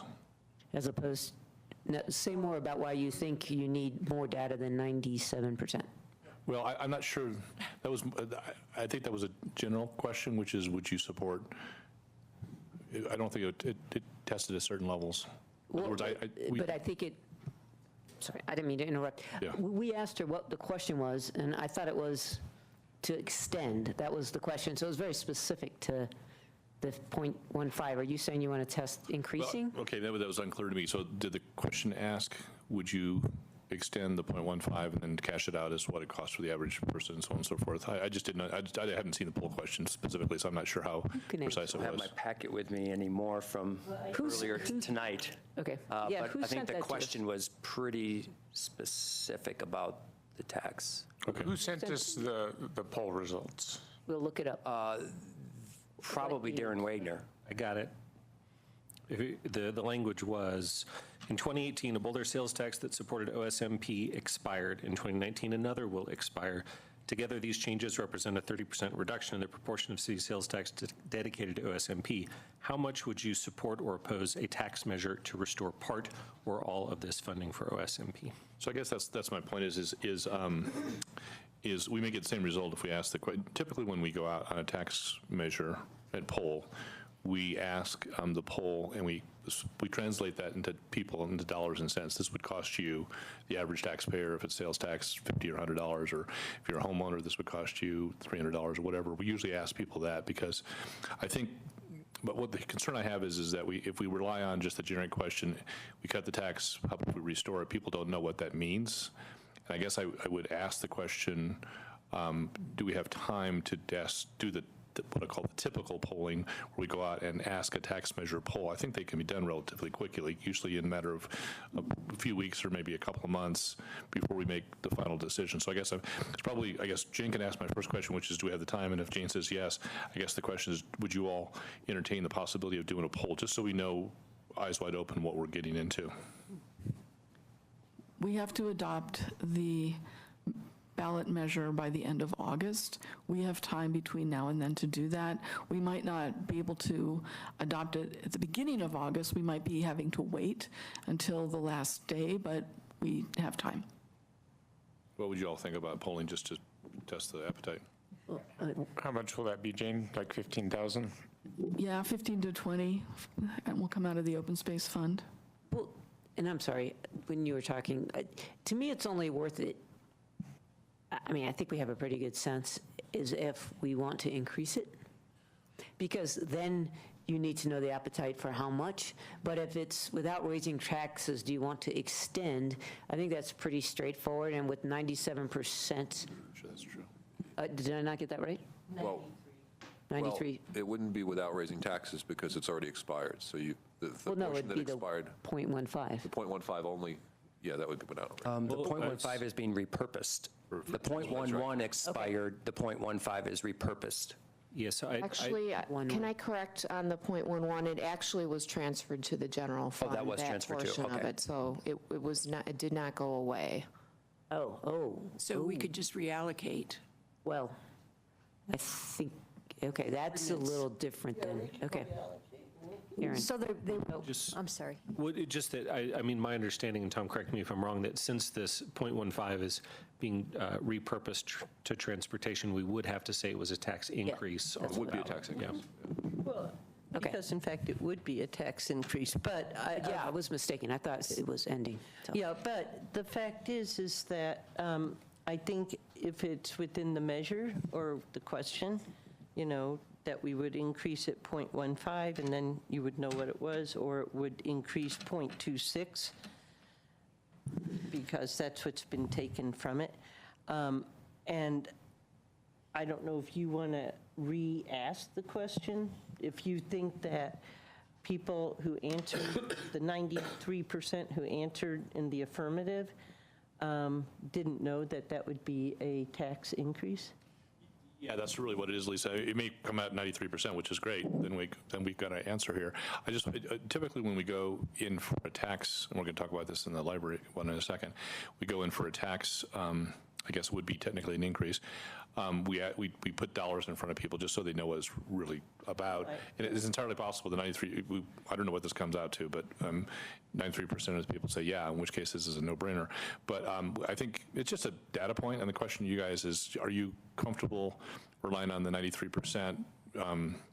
Or do you want to spend the $10,000 or $15,000 to have higher comfort about whether it reaches the 60% threshold we usually see? I'm interested in the higher comfort level. I also think it's really good to put the numbers in front of people, Yeah. just so that we're not surprised as well if 93% is high. It'd be great if the 93%, knowing how much they're going to have to pay, say yes. Yeah, I guess since I thought it was we were just not having it expire, I might change my thinking. I guess it would be a little more powerful if we had more than one item that we wanted to pull on. So maybe we'll have some other ones. I also think. We may want to visit the library one, but we'll talk about that in a second. I think that library needs. Wait a minute. We might want to think about then what would be the appropriate amount if we're not simply, is it 0.11, is it 0.15, for example? Okay, Mary, and then I forgot we still have to talk about library and tax on second homes. We got to speed this up, so. So the reason I didn't raise my hand was because one of the things that we decided not to do this year was an affordable housing tax. So I'm thinking about this in the context of other priorities that we have, and affordable housing being one of them. And then we have just a lot of just general fund challenges. So if we're going to poll, I would like to see it be in the context of all the other needs that we have, including a potential affordable housing tax. Okay, Aaron? So yeah, I support that, Mary. I agree. I mean, because the other thing I wanted to bring up too is were we talking about the transportation master plan in June? I think because I do feel like we're underfunding our transportation needs and the maintenance of our roads and our transit needs and things like that. So I support putting an open space tax on the ballot this year, but I would also support polling on a few of our critical funding needs to think about what the levels of tax and what the balance of the taxes might be. Okay. So it looks like there's appetite to explore putting this on the ballot, and it sounds like there's appetite for or desire to poll on these topics. I'm guessing you'd need more guidance from us, lots more guidance. And I was going to say, if there are other options than just the open space, that open space isn't the one paying for the poll. Okay. How about this? We have two other tax issues. Three other. Okay, so maybe before we decide on polling, I think we better wait till the end of the night, but we're going to, okay. Just, I guess the one thing is, do we have a sense, if we wanted to put it on the ballot, I don't know if this is a quick conversation what the right number would be? Or do we want to ask staff to help us figure that out? 0.11, 0.15, or something else? Well, I would want to look at it in a couple ways. Would it be 0.15 or 0.26? And because we basically emptied 0.26 of their funding into other places. So I don't know that you need to answer that question tonight. I mean, the purpose for tonight is to tell us to draft something and bring it forward for first reading. So you can have a public hearing on this at second reading sometime in July or August. And I mean, you could just, it sounds like there's a sense of council that you at least want to carry this forward. Not a big difference to us whether we put in 0.15 or 0.26. You can change the number right up until you put it on the ballot. But I think we do need to provide staff with some direction on the polling levels. And I think Lisa's got the right numbers. I think we should ask the community, how do you feel about 0.15, whatever that ends up being in dollars? How do you feel about 0.26, whatever that ends up being in dollars? And depending on those answers, we can then prepare the ordinance. Well, you might throw in the 0.11, which is the other increment that went down. Is 0.11 far enough away from 0.15 that it's going to be a difference? Well, or 0.1, which is, I mean, it's a little more. Okay. Yeah, but I would just argue, you can put several numbers and we'll work on it and fill in the blank when it comes to the second read. Well, and presumably people come and tell us if they agree. Right, but I think what Dan has told us tonight, Right. is significant, and so. It totally is significant. I will note that, we were around when we had a big discussion about how acquisitions were starting to plateau, and so how much, and we think maybe there's a feeling we overshot, but it still doesn't undo the fact that there is some leveling off. Okay. Well, and we're increasing visitors and increasing needs and trying to accommodate more types. Good enough for now. All right. What else do we have next? Thank you. Yep, thank you. Did you want to discuss the electronic signatures and tax on second homes before we moved into the middle income housing and the library? Okay, I'm going to try to push us, so go ahead. Okay, so electronic signatures, I am still somewhat concerned about the provision in the charter that says for verification of every signature that doesn't deal with endorsements.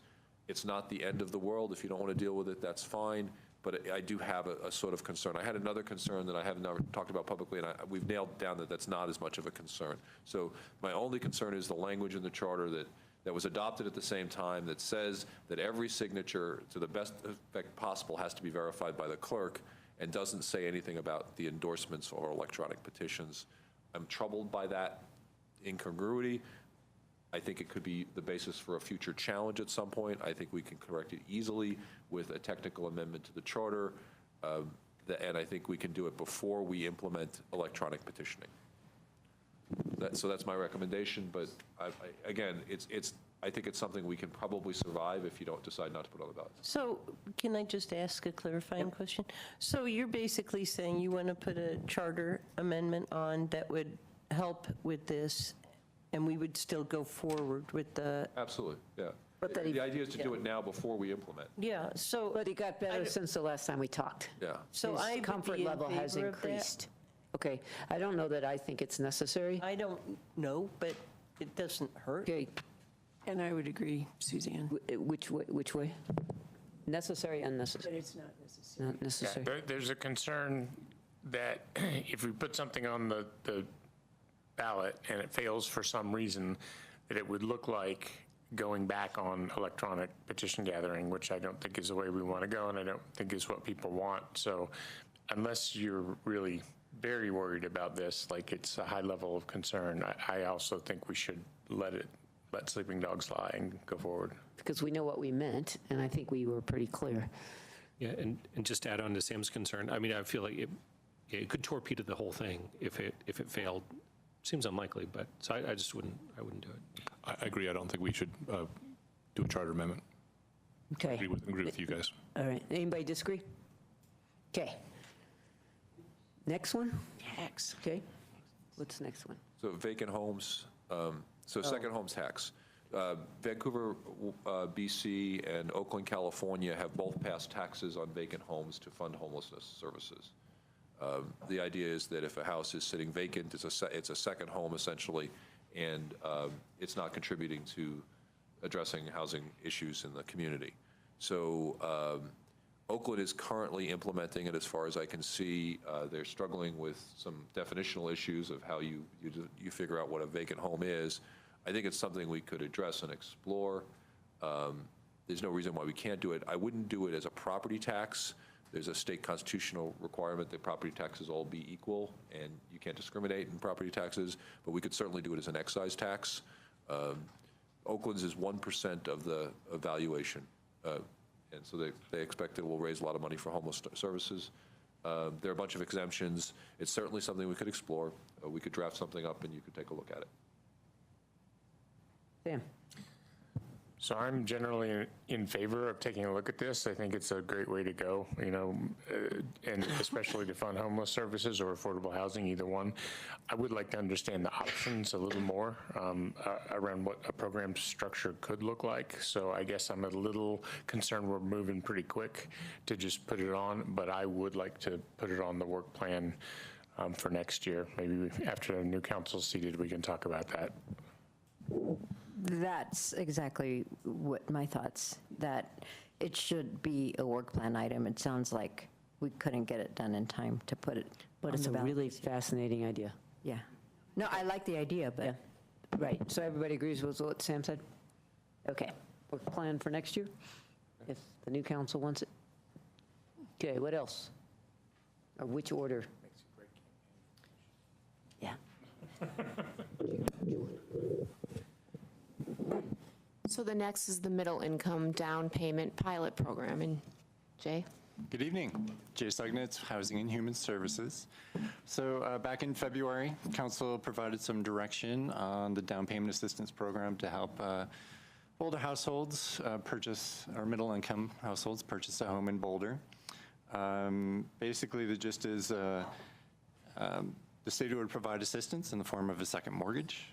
In exchange, the homeowner would agree to make that home permanently affordable. So back in February, Council provided direction on the funding. We gave you 4 options. You said focus on the line of credit concept or the loan loss reserve. We convened a working group of industry experts, local lenders, and we went down the line of credit path. And one of the issues that was identified was the fact that if there was a multi-year obligation, that would require a vote of the people, basically due to Tabor. So that's why we're here tonight. So if we did go down this path, that would be required. The actual substance of the pilot is evolving and continues to evolve, and evolved since the memo was written. So I don't know if council members Yates or Weaver wanted to weigh in on some next steps, but that's where we are. Yeah, why don't the proponents speak to it? Sure. And Sam and I participated in these discussions with some of these industry experts. I think what we've kind of narrowed in on is 2 alternative paths. One is where, and I want to get in a whole lot of weeds here, but I'm just going to try to real fast. One is where the city would go out and borrow money and then reloan it to people on a second mortgage, and then the city would be repaid when the house was sold or after a period of time. That's kind of one model. That's I think Jay was referring to it as a line of credit model. So we're just effectively a relender. The second, which would not involve us borrowing money, would be the city would simply guarantee. A bank would provide that second mortgage, and we would guarantee it. So if the lender defaulted, we would be on the hook for it. That would have the advantage of not requiring the city to go out and borrow money and pay interest until it got repaid. There's both of those things, both those models. I'll call them Model A and Model B. Would require, I think, a Tabor vote or a vote of the people. I think there's also some legal problems with the potential legal problems, I should say, with the Model B, that is the standby guarantee. And so I think the question that Sam and I, maybe staff, are asking of you all tonight is, do you want to do a Tabor vote? And by the way, this would start with the phrase "without raising taxes," because I don't think this would involve in taxes, and we can talk about why that is. Without raising taxes, would you voters authorize the city to do either of these programs? Now, we could pick one program or the other, or both. And I think Sam and I are recommending that if we do go down the path of a Tabor vote, we do both, recognizing that the second one, the guarantee one, may have some other legal issues that are completely unrelated to Tabor, but at least gives us the flexibility of asking the voters, can we start a pilot program along these lines? We can then determine whether we do it with us being a relender or us being a guarantor. But I think in either event, we would have to go to the voters and ask for the authority. And that's what we're asking tonight is, do you want to do that Can you explain why we wouldn't just figure out the legality rather than giving them two options, one of which might be illegal? Well, I don't think we want to talk about, I mean, we received a confidential memo on this today, so I don't think we want to talk about that. We could spend a little bit more time over the next few weeks because we don't have to decide ballot measures tonight, and we could maybe bottom that out, and we may conclude that there is enough of a legal problem that we only want to ask the voters the one thing, which is I'll call it the relending version, or if there's still some uncertainty around it, I don't know that there's much downside to ask the voters both questions. I think it could be in one ballot measure. There's probably a few extra words. Would you allow us to do this or this? So there's some complication, no doubt, Zan. So there may be an advantage to bottoming out the legal question first. But setting aside whether we ask, one long compound question that has two parts or one question, I guess the question still stands to you all. Would you entertain putting a Tabor vote before the voters under either model this year? And I would just like to follow up and emphasize that the reason to put them both forward is one has great advantage to the amount that we could do for a given amount of money. So if we are doing a loan loss reserve fund, which is B, that would allow us to do roughly 10 times as many homes, 10 times as many loans without us being on the hook for, we'd be technically on the hook for all of them, but they're not all going to default, right? So only a small fraction will default. So the reason to have them both authorized for the purposes of Tabor is if we're concerned but not terrified about legal issues, we could run the one that has the highest leverage. If there was a challenge and we lost, then we would already be authorized to go back to the one that's more clear. And so I just think it would be, if it passes, a future council will take a look at the risk reward, possibilities and figure out how we first want to run a pilot and then maybe a real program. So that's why I think passing them both would be useful. Is this something that we could, well, I don't know if it's the same kind of polling, but it'd be real interesting to know if this program is something that would appeal to the people that it's targeted to. Is there any way to us get a sense of it? That's the point of the pilot, because I don't think in a poll you will be able, that would be awfully difficult. You're going to have to know the income level of the person and their job situation and a few other things to be able to tease that out of a poll. I understand what you're asking. I would probably do that poll through BHP surveying folks, or anyway, Bob? Yeah, more information is always helpful before we put something on the ballot. So I get your point about polling. This is a little different than some of the other things we've been talking about because there's no tax involved here. Normally we like to poll on tax because we just don't know what the tax appetite of the voters are. This is a no tax situation. It's just, would you give us permission to do this pilot? But it's not going to cost you anything. Or not going to cost you much, and it certainly is not going to cost them a new tax. Well, I guess I meant more so that, and maybe it's good enough as is, but I think we'd want to know this tool that we're putting a lot of thought into and trying to create is crafted in the way that it would be appealing to the people you're trying to help. And maybe we know enough that we've cleared that hurdle, but it was just something I was thinking about earlier before you even started talking about polling is, have we gone out to some subset, or at least on a focus group of people? that, you know, to Here's find some data out. points we do have. First of all, we already have a program. We have a program. It's not very popular because the program is very, very small. That is, the amount of down payment assistance is, I don't know, $25,000 or $30,000 or some small number. Steve Fenberg actually participated in the program, so there are real-life human beings that do this. Other cities have had better programs than the program we have right now. They've been more successful. We've actually taken a look at all those programs, or as many as we can find, and sat down with staff and tried to figure out how can we even improve on those to have greater success. And at the end of the day, this is a pilot. We don't know if we're going to have 10 people or 1,000 people show up to participate in this, and this is why we would like to do a pilot, effectively a no-cost pilot, and see if we have a 10 or 1,000. But we can't do anything without a Tabor vote, and that's so we're kind of at a standstill right now. We've real-life discussions with real-life lenders, and so we have a pretty good idea what's in the realm of possible, and the program has shifted significantly. We've had great advice, but we're now at the point of kind of like, do we pilot this or not? And we can't pilot it unless we have a Tabor vote, and so that's, I guess we're asking you all is do you want to do this?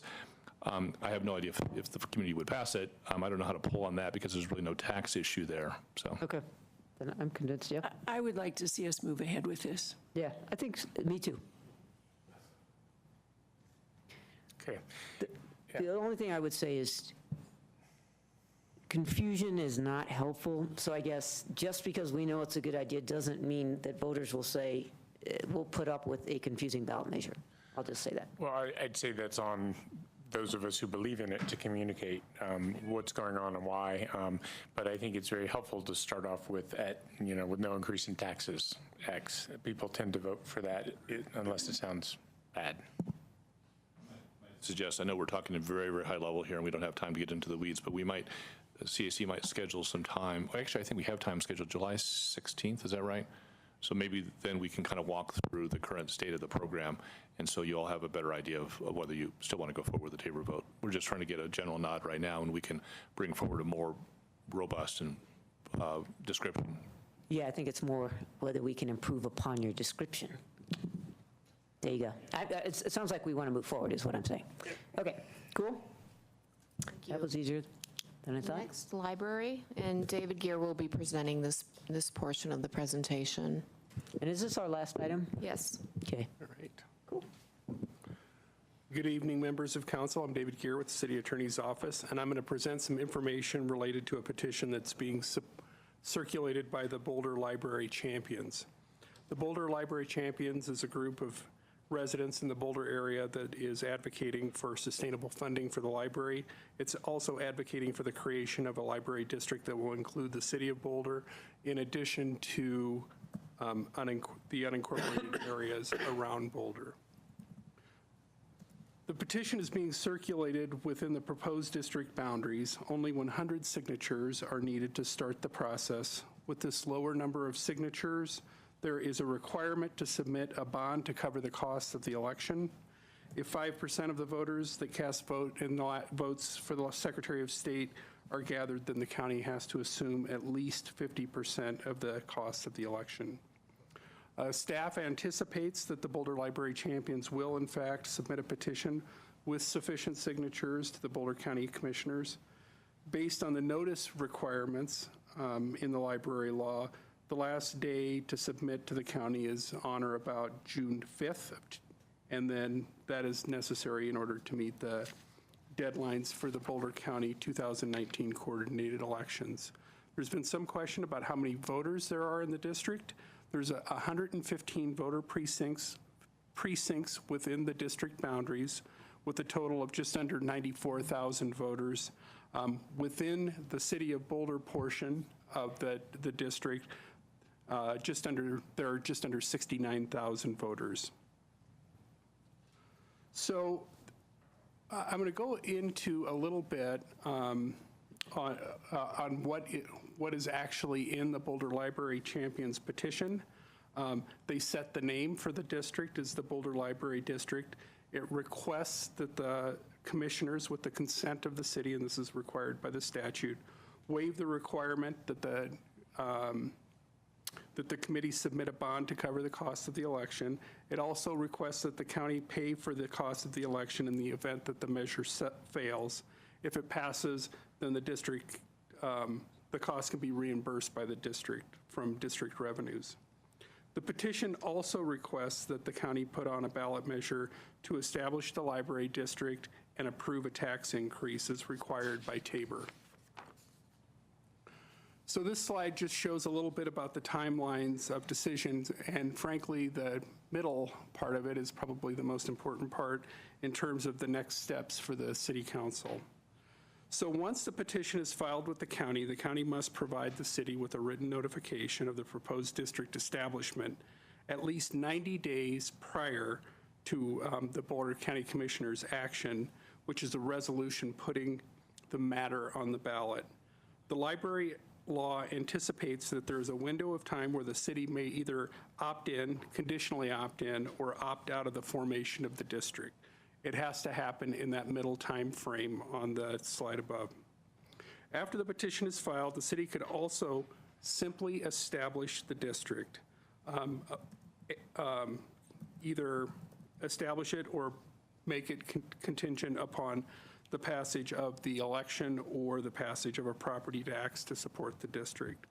Now I'm going to go through those steps with a little bit more detail. David, can I interrupt just briefly? I'm sorry.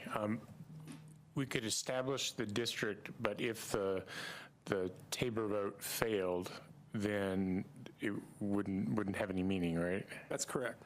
And we're allowed to establish districts outside of our own boundaries? No, we would do it, and so if you were to use the Fort Collins model, basically what they did was both the city and county conditionally consented to the establishment of the district based on a positive vote at the election. So, and you could also add in as another variable that the Tabor tax measure has passed. And I guess from talking to special district council, it is not uncommon for people to say you've got 3 election cycles to get your Tabor measure passed, so that they would put a time limit on it so that they may want to try more than once for the Tabor election. Thank you. Another question. Oh, Yep. You go first, Cindy. But Well, David, I just don't quite understand how the city can be named as an establishing entity in the, I mean, what is that? Well, it's a term that's used in the statute, and it's basically an establishing entity is, you know, if you're a governmental entity and you own a library. I mean, that's basically the definition. Isn't that kind of appropriation, though? Or? Well, I'll get, Okay. I've got about. I'll explain all that. Yeah, Okay. a couple more slides, and I think I'll touch on those points. Great, thank you. I just don't quite get it. Okay, so as I was mentioning, once the city has received notice of the petition from the Board of County Commissioners, the city has some decisions to make in relationship to the proposed district. The first option is basically to, we can just allow it to go onto the ballot and let it go to the election. And if the council chooses to take that route, it could simply either say nothing or take a position supporting or opposing the ballot measure in a manner that's consistent with the city's campaign finance laws. There is a provision within the library law that says one of the things that a government entity that already owns a public library is that they have the ability to decide whether or not they will participate in the library district. And this is what many people call the opt-out decision. If the city decides to join the district, as I mentioned before, you can just go ahead and establish the library district. And if you take this route, it avoids having to have an election on the issue of the district formation. You still have your Tabor issue that you have to deal with. I've mentioned what the conditional opt-out position or part of the process is in response to Sam's question. So upon, assuming that we're going forward and either the city has adopted an ordinance or a resolution joining the district, or there has been a successful election, the library law requires that the establishing entities provide for the district's financial support by January 1st of the year following the election. Typically, the governmental entity that operates the existing libraries continue to do so until the district is able to collect taxes. If the city chooses the option to not participate in the district by ordinance or resolution, then the city will be removed from the district, and the city will not have any further participation in the process. And just to note, when I reviewed the memo, it looks like it said that we did have a role if we opted out, and I checked with district council, and that's incorrect. Once you're out, you're out. So David, that would be a pretty odd situation if the city said they wanted to opt out and all of our assets, then what would the district be?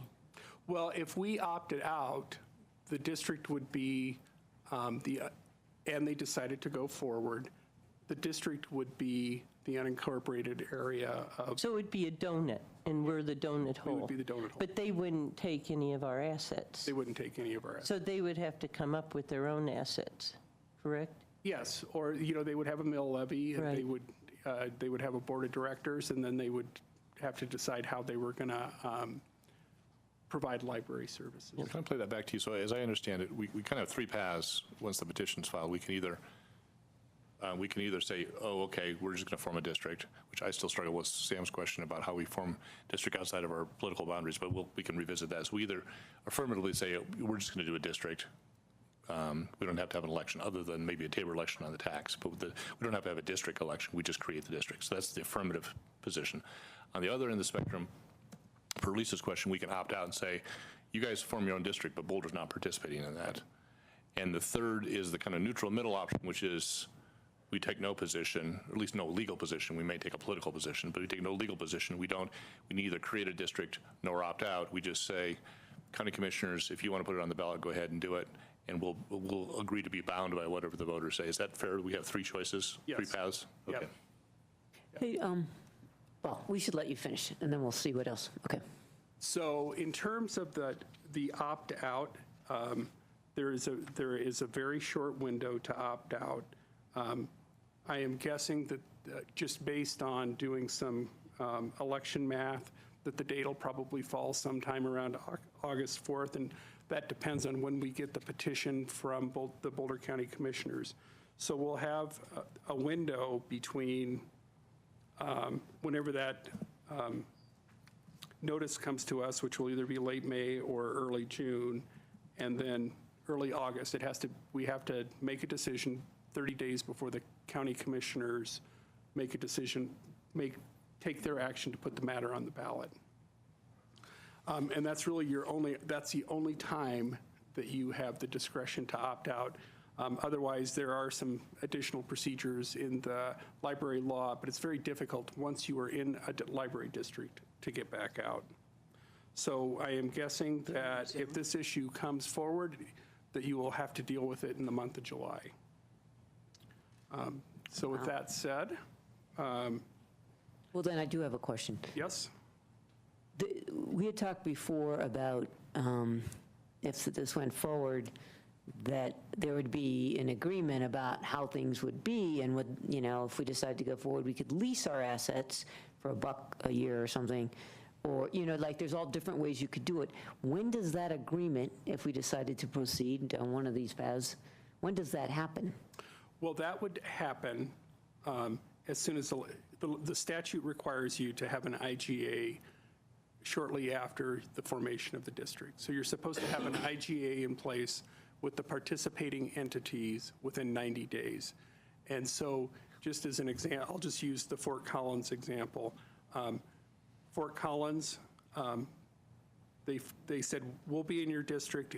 They did a conditional opt-in. They said, we'll be in the district if the election is successful in terms of district formation. It was successful.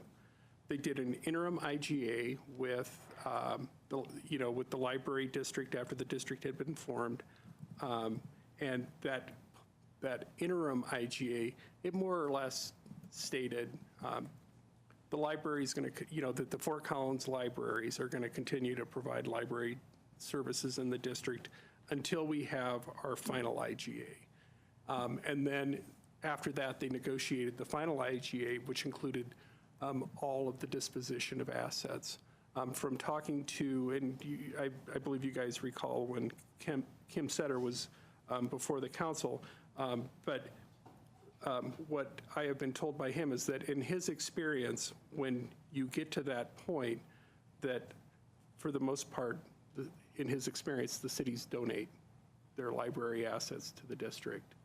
And then the district will take over the funding of those assets once that has occurred. But it doesn't have to be that way. The statute, all the statute says is you have to come to agreement with an IGA on how you're going to fund it, and it really doesn't say how to do it. That's interesting because it seems like these sort of details might matter to voters, but maybe not. Yep. Okay. Other questions? Oh, wait, go ahead and tell us your question. Okay.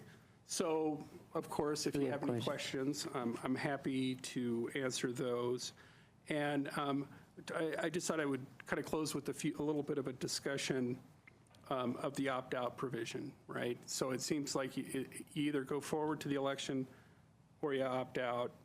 I mean, those are your practical choices. If you were to decide to opt out of the district formation, I think it would have some work plan issues for staff. And I guess one of the questions that we would have is, one, are you interested in that? And two, if you are, we have some issues about how we go about doing sustainable funding for the library. And, the obvious options that are addressed in the memo, we can continue to fund the library as we have in the past. We can reallocate, and this would be part of the budget, by cutting programs and services and reallocating those funds to the library. Or we could look at an additional property tax or the dedication of existing revenues, such as sales tax or property taxes. Or a combination, exactly. So those are the basic options, and I guess any advice that you can give to us as we proceed towards the post-break month of July would be appreciated.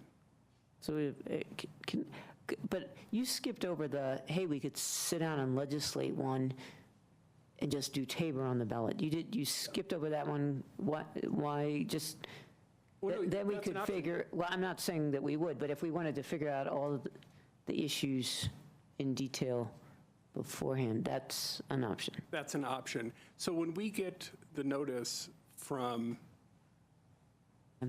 Boulder County that the petition has been submitted, it's at that point where you can adopt an ordinance or a resolution forming the district. And Boulder County would do the same thing. The two jurisdictions would basically at that point create the district, and you would go straight into the IGA discussions. Probably you could do that, an appointment of the board before the election. And then you could start having the board and the council having the conversations about, assets, governance, and funding. So I'm happy to kick off the discussion if that's all right. I mean, so just very briefly, I mean, we all know the library needs more funding. I think we've nearly unanimously agreed that we support additional funding for the library. And the question is how to do that. Well, the Boulder Library Champions have essentially picked that ball up and run down the field with it. And so it seems clear the hurdle is low to get the district on the ballot. So it seems clear that there will be a measure on the ballot this fall for the formation of the district. So it seems like my opinion would be that the next step would be, at least this fall, to give the voters the chance to weigh in on whether they feel like a library district is a good choice. And if they do, and the Tabor measure passes, then we know how we're going to do more funding for the library, and then we'd have to work out the details on exactly how that would work. So I would really urge us not to try to step out of that process with that opt-out option. But I'd be willing to consider, in June or July, if the county commissioners are amenable, we could just form the district, work these things out ahead of time before the ballot measure on Tabor, so that there's more certainty for the voters about what that would look like. Or we could just let it go to the ballot and in both the district and the tax measure. So I think either one of those would be fine. I just would really like to advocate for letting this to run its course through the voters to form the district. Bob. Let me ask you a question, Aaron, because I'm not sure I agreed with one thing you said. I mean, we're going to be, or the county's going to receive a petition signed by 100 or a few hundred people. Why do you think that there's going to necessarily be an election? Because I suspect if this council decided to opt out, there wouldn't be an election because there really wouldn't be a district. I mean, it would be the donut. It'd be the donut, and it would have no assets and a very small tax base and no assets to tap into. So I'm not saying that we should opt out or we will opt out, but I guess I'm asking why would you take that option off the table in response to the voices of a few hundred people? Well, I guess I would like to have the voters weigh in on the question rather than us killing it up front without the voters having the chance to weigh in on it. I mean, it's possible that the district advocates could decide to form a donut district so that they could get additional library services to Gun Barrel and Niwot without us involved. But it certainly is possible for us to say, no, we just want no part of this, and it might kill it entirely, or it might make it force it to take a very different shape. I would advocate for letting the voters decide that. Let me just kind of say one thing in response. I do want to come back to the poll a little bit later on about some defects in the poll, but I just would remind us that one of the questions that was put in the poll, Lisa and I were on the polling committee, as was Johnny Teeter, and only 45% of the people polled in response to the question, would you like to form a library district, said yes, only 45%. And that's before we had education. I don't know what that education causes that number to go down or up. I suspect down. And so it's not like we have an overwhelming percentage of the people who want to form a library district right now. And so we'll have our data points are a few hundred people signing a petition and 55% of the people not in favor of the district. So I'm not sure that opt-out is an option we should take off the table quite yet. Okay. Thoughts?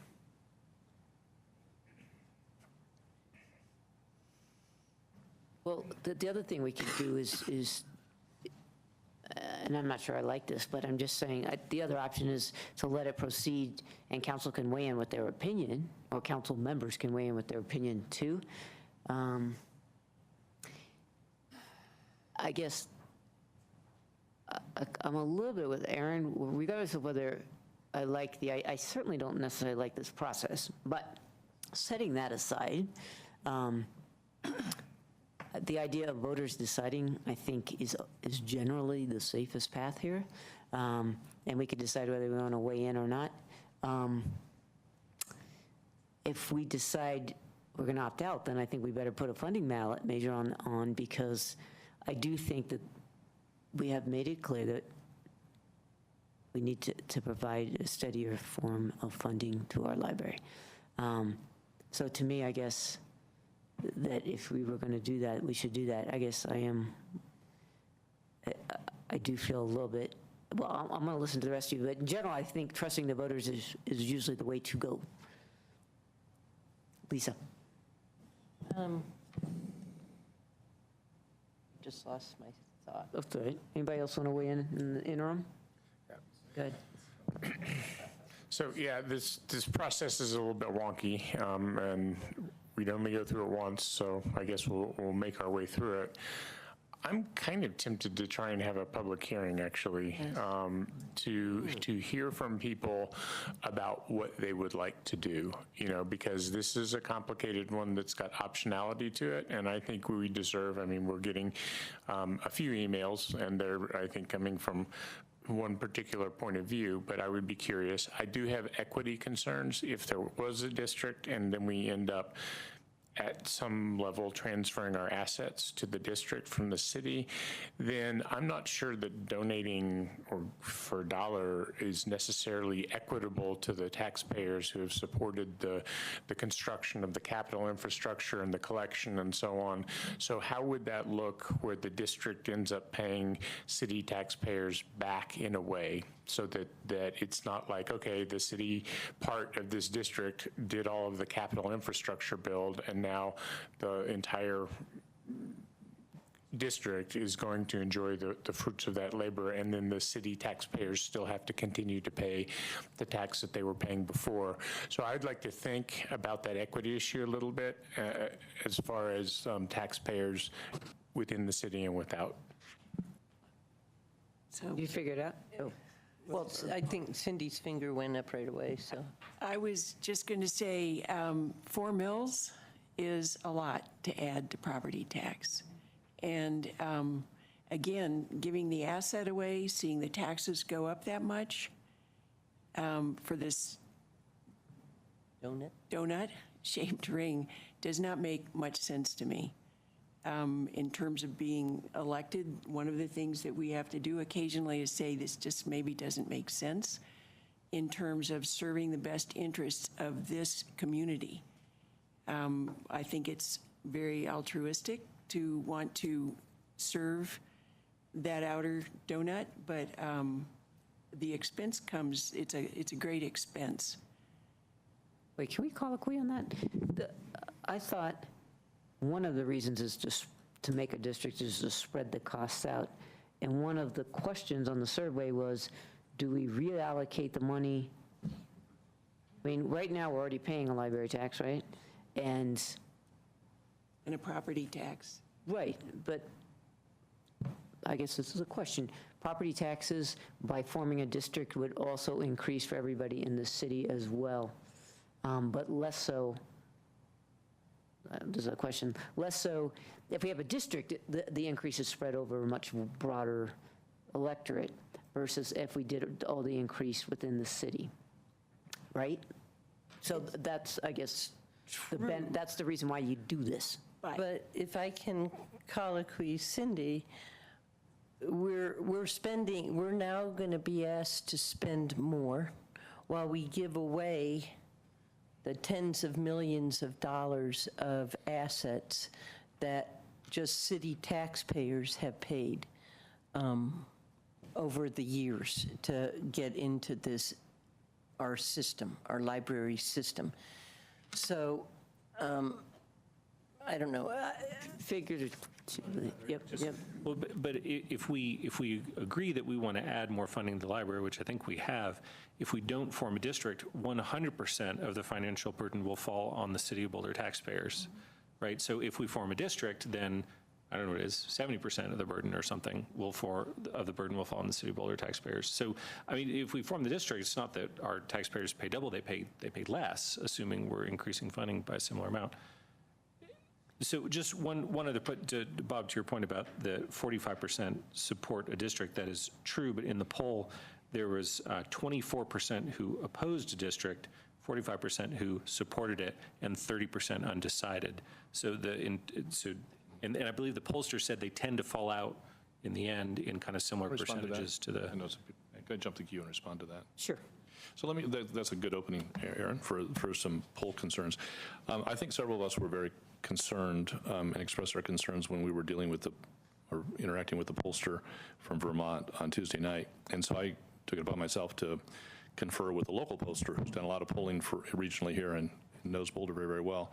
And without prompting him about any concerns that we had raised, I just said, here's the poll, here's the interpretation, what do you think? And to say that he was aghast would be an understatement. He was very, very surprised at the methodology and the conclusions. And he had a very long list of concerns about the methodology, but I'll just touch on 3 of them. One of them, and we raised all 3 of them, actually, without even being professional pollsters. One of them was this point that you raised. He said, and very unequivocally, that you do not allocate the unsure and the unknown, or don't know, between the yeses and the nos. As a matter of fact, he actually laid forth several examples of polls that he had done through the years where there was yes, no's, and uncertains. And almost to a person, the uncertains vote no. So if you have 50, 40, and 10, your ballot measure is going to get 50, not an allocation of that 10. And he said that's just polling 101. You don't count the unsures and don't knows as allocated to yeses and nos. Number 2, he raised the anchoring point that we raised last Tuesday night, and that is, remember, the pollster asks, rather than asking some respondents, how do you feel about $280 in tax? How do you feel about $160? How do you feel about $90? He asked in a declining amount. He says, you do not do that because you're going to get false yeses on the low end of the scale, because sure, if you say no to 280, but 90 sounds a lot less, yeah, okay, I'll go with 90. But if you ask $90 for the first question of a group of people, you're going to get much, much lower. And so you don't ask serial declines in the amounts. You break up your polling audience into different groups, 2s or 3s or 4s, and ask each one of them at that level. So he said that was a big problem with the poll, and it's going to give us false confidence, especially at the lower end of the scale. And finally, and I think we all called this out, I think we've all heard through the years that you want to have at least 60% confidence, 60% yeses, not 60% allocated yeses, but 60% yeses to go into a poll, because if you're below 60%, you probably don't have sufficient support in the community to pass a tax. And in fact, we decided not to go forward with affordable housing tax, and that had polling in the mid to high 50s, and even there we didn't feel it was quite good enough. So I think we're given false comfort that this is going to pass. We can disagree with our local pollster and go with the Vermont guy, but I have very, very low confidence that we got good information from him, and I feel more blind than if I didn't have a vote at all. Are you missing your fuzzy thing? Yeah, it doesn't when you're on that. So I remembered what I wanted. Oh, okay. And then, can I just also say, David, if you want to be a part of this conversation, feel free, I think. So I completely agree with Bob, and I thought it was really squishy, the answers we got, and that it didn't give me any confidence whatsoever. And the only thing that seemed to poll okay was the $90. I mean, I think the other numbers were bad, but I think in terms of this targeting, that gives me some concern. That, and people love the library. Well, and I mean, this No, but I mean, affinity it's good to know. index is kind of like, I've never heard of it, you know, and I'm not a pollster, but it was the weirdest poll I've ever seen the results back and how they were interpreted. I agree with Sam that I think we need to have a public hearing and a discussion. And I certainly want to have an opportunity to look into the budget. And we went through some things in terms of, could we take 1% out of the general fund and allocate it towards the library? And what would that do, you know? And so there may not be a need for a tax, but a reallocation of some general fund monies.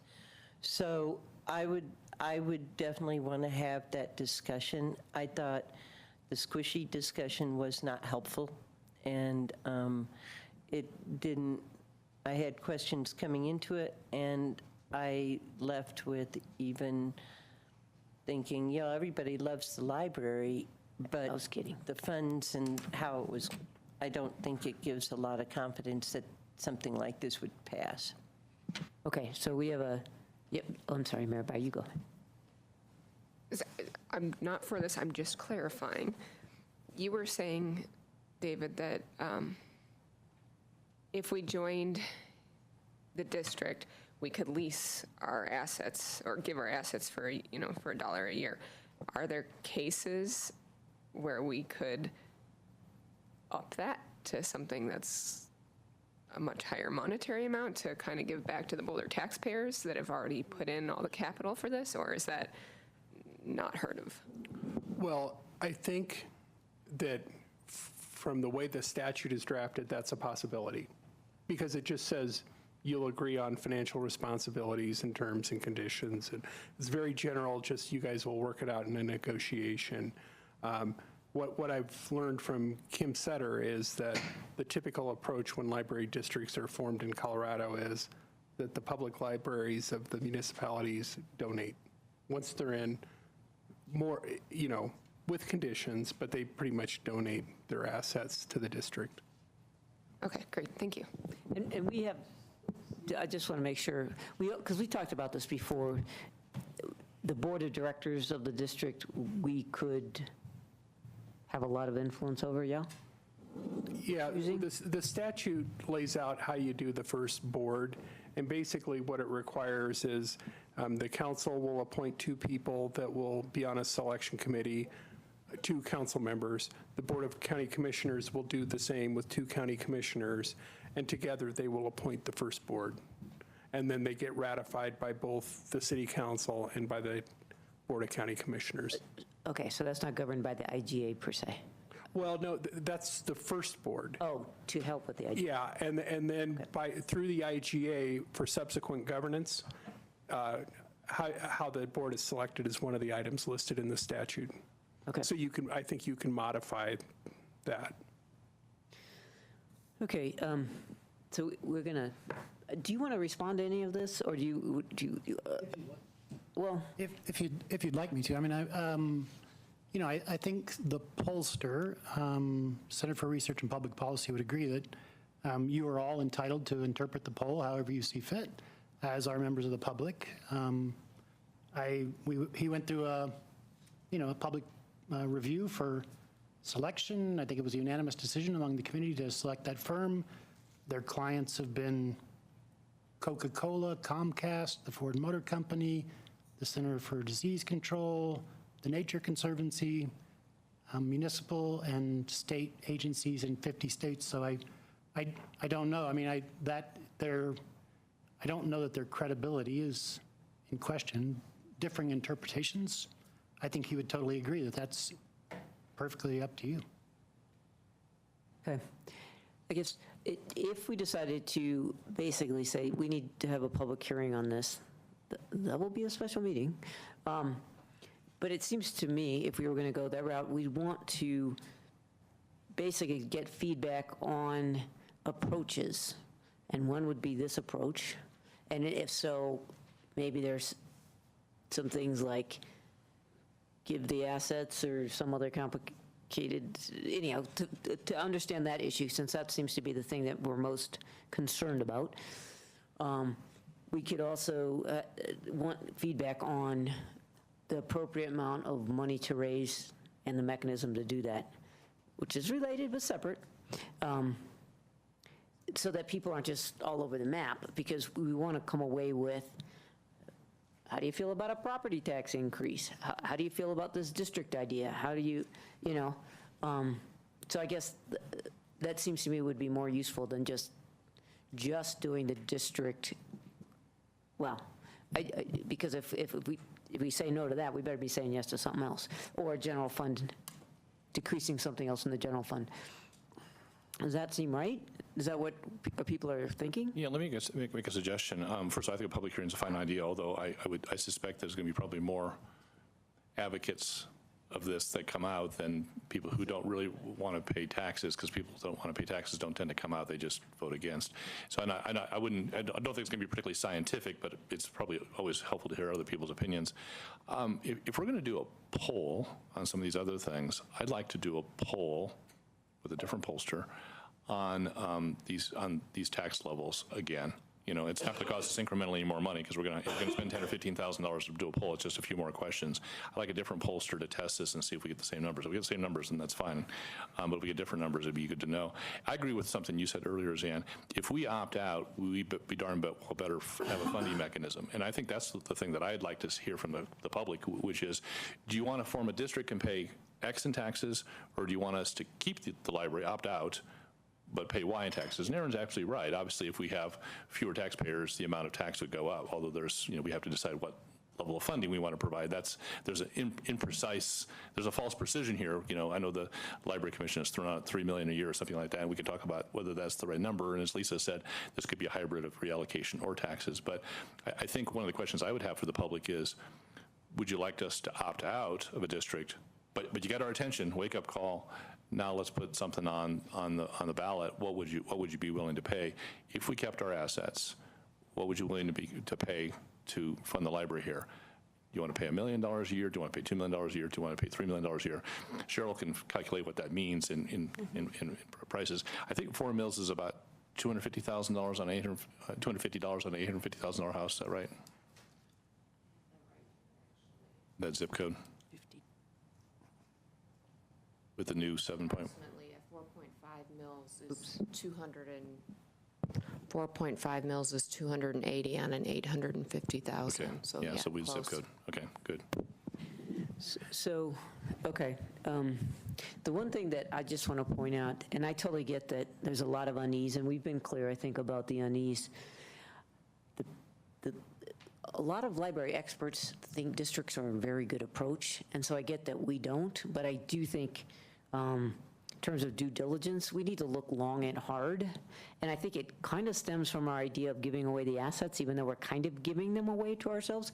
But I just want to throw that out there, is library proponents, the reason why they're moving forward is they've looked at this long, and they think it's a good approach. We don't have to agree with them, but we should study this. So, oh, no, I thought you were, okay, so basically, we're signing up for a special meeting to have a public hearing on this, or unless we think this is going to be, not very many people are going to come, and it will be a short item. Well, I would like it to be structured more along the lines that Bob described, rather than, yes, I want a district, no, I don't want a district. I would like more. Right, and also on the funding issue. And discussion and looking at the funding issues, yeah. Yep. The other thing is that given these new assessments, you know, an $850,000 house is getting rarer and rarer in this community. So this $280 tax is kind of unrealistic as the starting place, just to put it out there. So I think all of the monetary information that we can put out needs to be done, as has been said, before having any kind of hearing. Good. Oh, sorry. Yep. And that's kind of what where I was going earlier with the open space tax, is if we're going to do a poll, we have to really set the context. The property assessments that just happened, we've got the library funding shortages, and how are we going to do that? We've got the open space tax. We've got challenges with transportation. We've got the affordable housing tax. I mean, that's the context. And so my gut says that there's likely no appetite for taxes, but given the assessments. I mean, we've been hearing from people that say my property taxes just went up by, my property value just went up by 20%, 30%. And it really is killing people, especially people that are on fixed incomes. I mean, it's just getting harder and harder and harder for people to stay here, and increasing our affordable housing challenges. So if we're going to do some polling, I think we have to set the full context of the situation that we have with all of these funding challenges on everything. It's not just the library. It's not just open space. So that's for the polling. Okay, so, yep, oh, sorry, go ahead. So Bob, I think it's interesting to have multiple levels on the poll, but I think we could also learn a lot if we just did the $90 one, you know, if we're trying to keep it short enough that people will answer, because we'll have an apples to apples comparison, and I think that's the most likely one anyway, because the other two didn't look like they were going to be able to pass. So anyway, that was just a response to, we could have more people respond to the $90 and see what they think. But it would, Cheryl, back down, what does $90 get us if it was just within the city? 1.4 mils, so that's, You need a mic. oh, sorry. 1.4 mils, so But I mean, citywide, if everyone's taxes went up by, 200. well, no, I think Oh, we're talking just $90. 90. Yeah, I mean, what kind of, how many millions of dollars or how much does that generate in tax per year? so it's 3.6 times 1.4, and it's really late for me, so. 5 Yeah, million about plus, 5 mil. plus the people outside the city, right? So then that's another 20%, so 6 million. Well, but one option might be to to opt out of the district but have a dedicated tax for the library. In other words, opt out but have a dedicated tax, providing a guaranteed income stream. Because I think that's what I hear a lot of our proponents saying is not make Niwot pay its fair share. I think what I hear our opponents saying is make sure the library has adequate funding. Right. One way to do it is to have Niwot kick in, but I think the surrounding community is a secondary concern. I think the primary concern is adequate funding for the library. So my question was $90 for Boulder residents, not $90 for the broad district. Okay, assuming that we opted out and we just said, wake up call, got it. We don't really want to do this district thing for a whole lot of reasons, but we're happy to have a discussion with you, community, about a dedicated tax for the library. So this is just. Can I just make a few comments? So if we're going to do a property tax, we only have about 1 mil leeway to do it instead of 1.4. And 1 mil, I think Cheryl said earlier, with the increase in values, would be about $4 million, which I believe is the amount that we're saying we're short on the middle plan for the library. So that's something to keep in mind. But getting back to the public hearing and the poll, I just am trying to get some clarity about, do you want to do a poll, and do you want to do a public hearing, and does the order matter? So it might be important for us to have the poll first and the public hearing in July, but I don't know that we can get the poll done in time. So I'm just trying to say that we've got some timing challenges. Also, with regard to the poll, I would recommend that Bob and Lisa, who've already been working on this, be kind of the subcommittee to think about the questions. So some would suggest that we didn't do a very good job. Well, I would. I don't know that you didn't do a good job. I thought you did a great job, actually. But then we've also got polling for the open space, and perhaps Aaron and Mary, who I think are the representatives to the open space master plan, could help us with that so that we could get the questions done pretty quickly.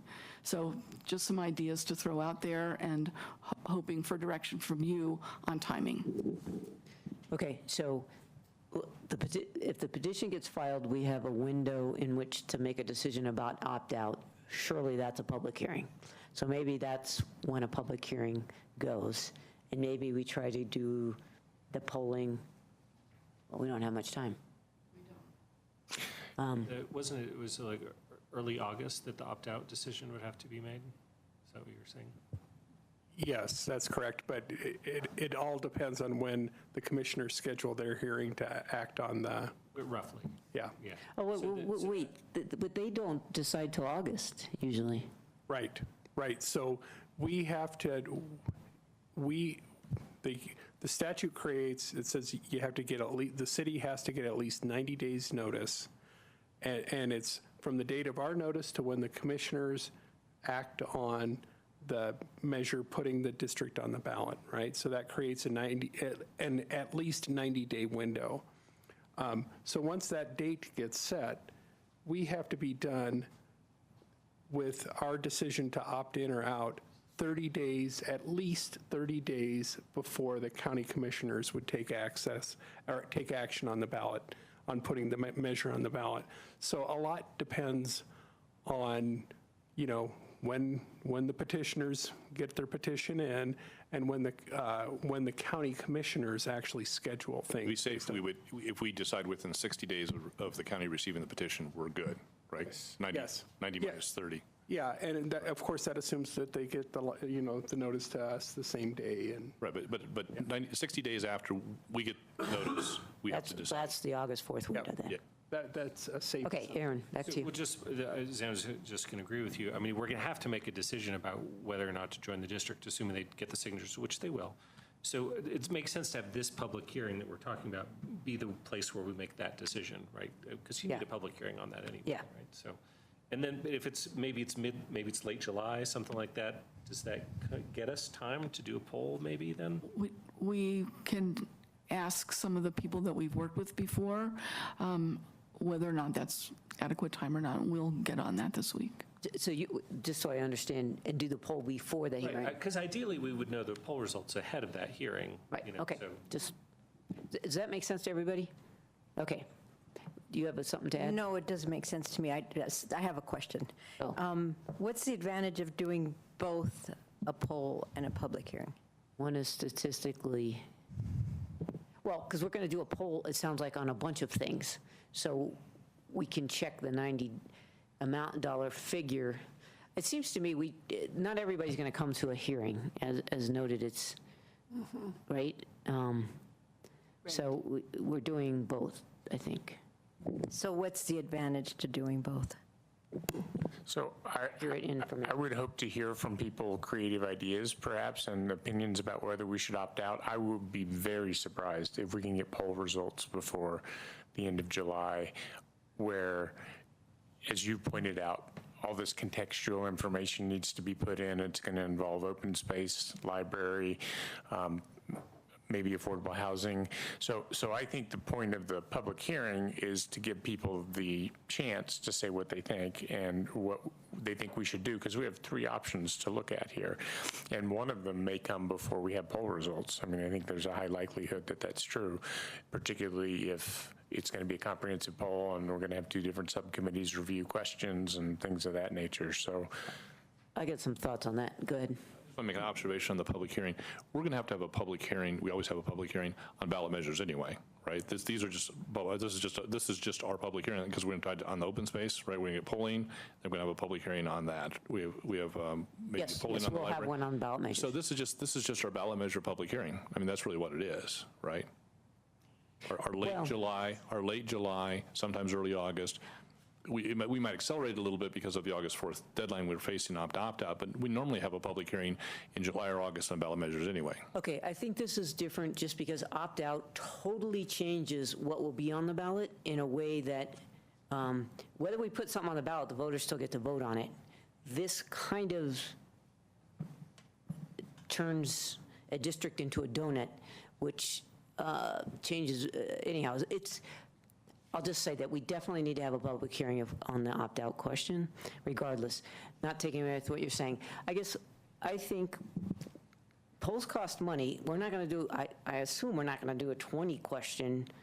We're going to do pretty specific. I don't think this is rocket science, and I think the context will be a little tricky, but do you support, I mean, the questions don't have to be that, we should be able to come up with, do our work on the questions and get it to a pollster in a few weeks, okay? I guess. Well, I think that's right, but having been part of the comp plan poll, I didn't think we had results in 6 weeks. No. Well, but that was a much more complicated mail poll, though. I'm not saying we can get it done by July, but like if you had a telephone poll with 10 questions, it's easier than Sure. complicated mail poll. Yeah, I like Bob's idea quite a bit of adding maybe it's a separate public hearing item on the library, but doing it the same night that we're going to do ballot items, because this has a big impact on what's going to be on the ballot, right? What we would say and what the public would say around that. So if we could do it that night, then we wouldn't have to have a special meeting, and it would be in the context of what could be on the ballot.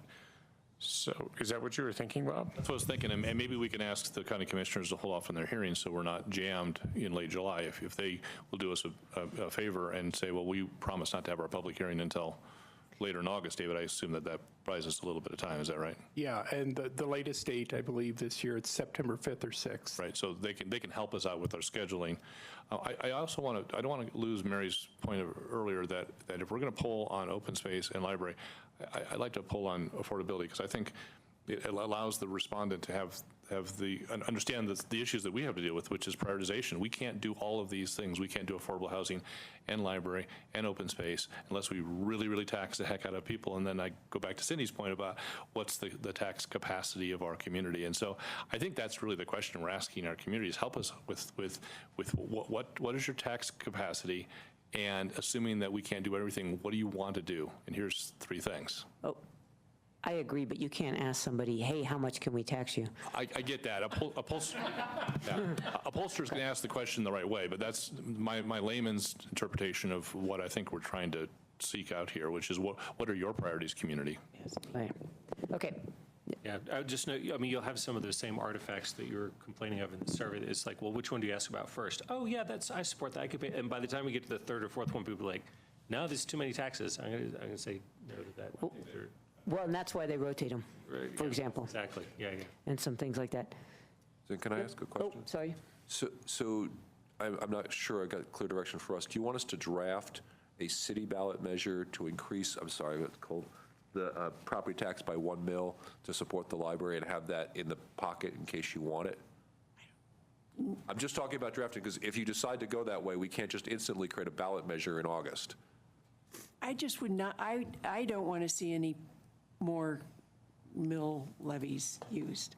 I think that we had other options. Lisa talked about reallocation, taking it out of the general fund, or else having, if we're going to do something, some kind of smaller dedicated tax, but not property.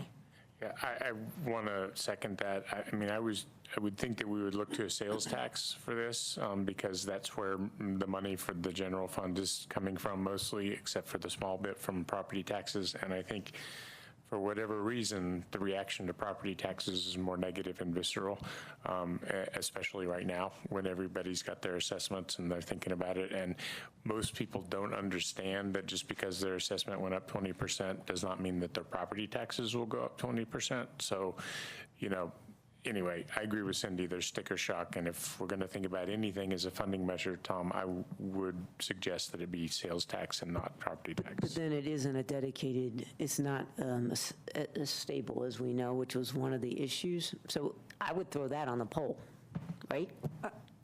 You might as well find out what people think, right?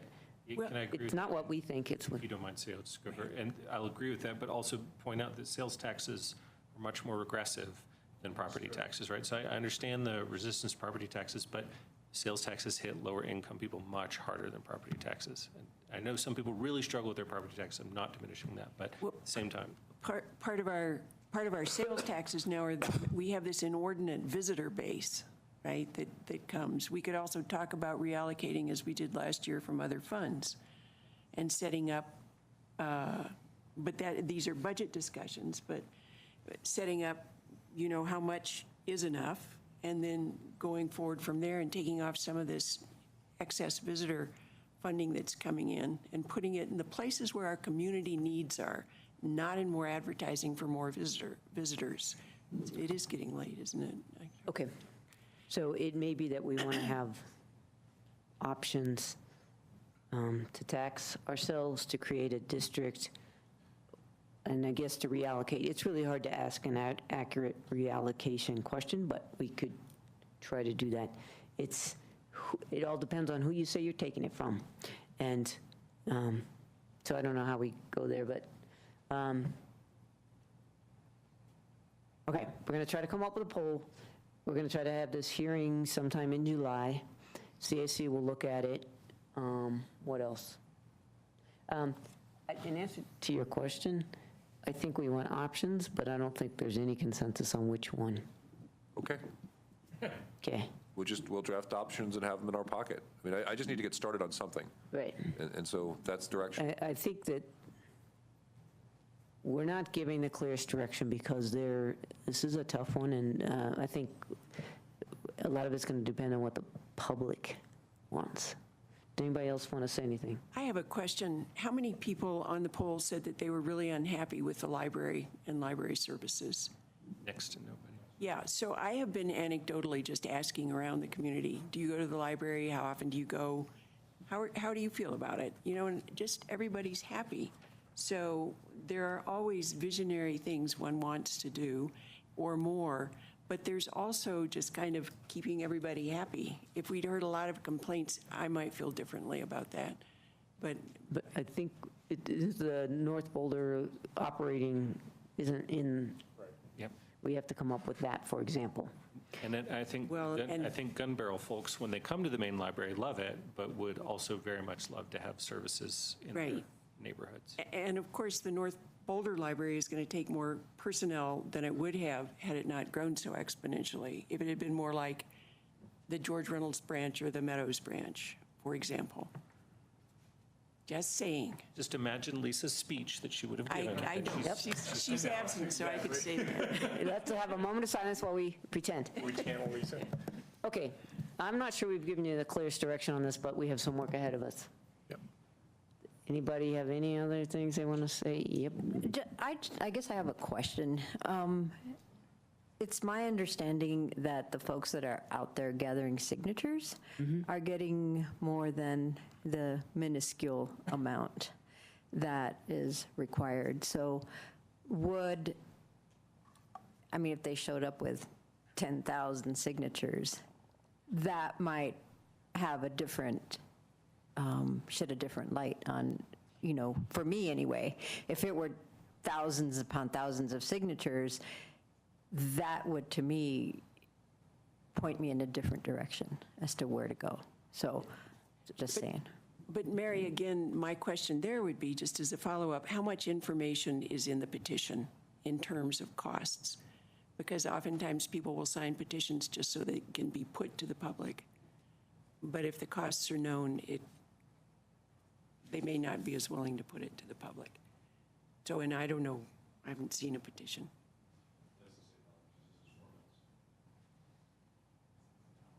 Okay. I think we've taken this as far as we're taking it tonight. Thank you, staff. Thank you. Thanks very much. We say we all do this again in one place.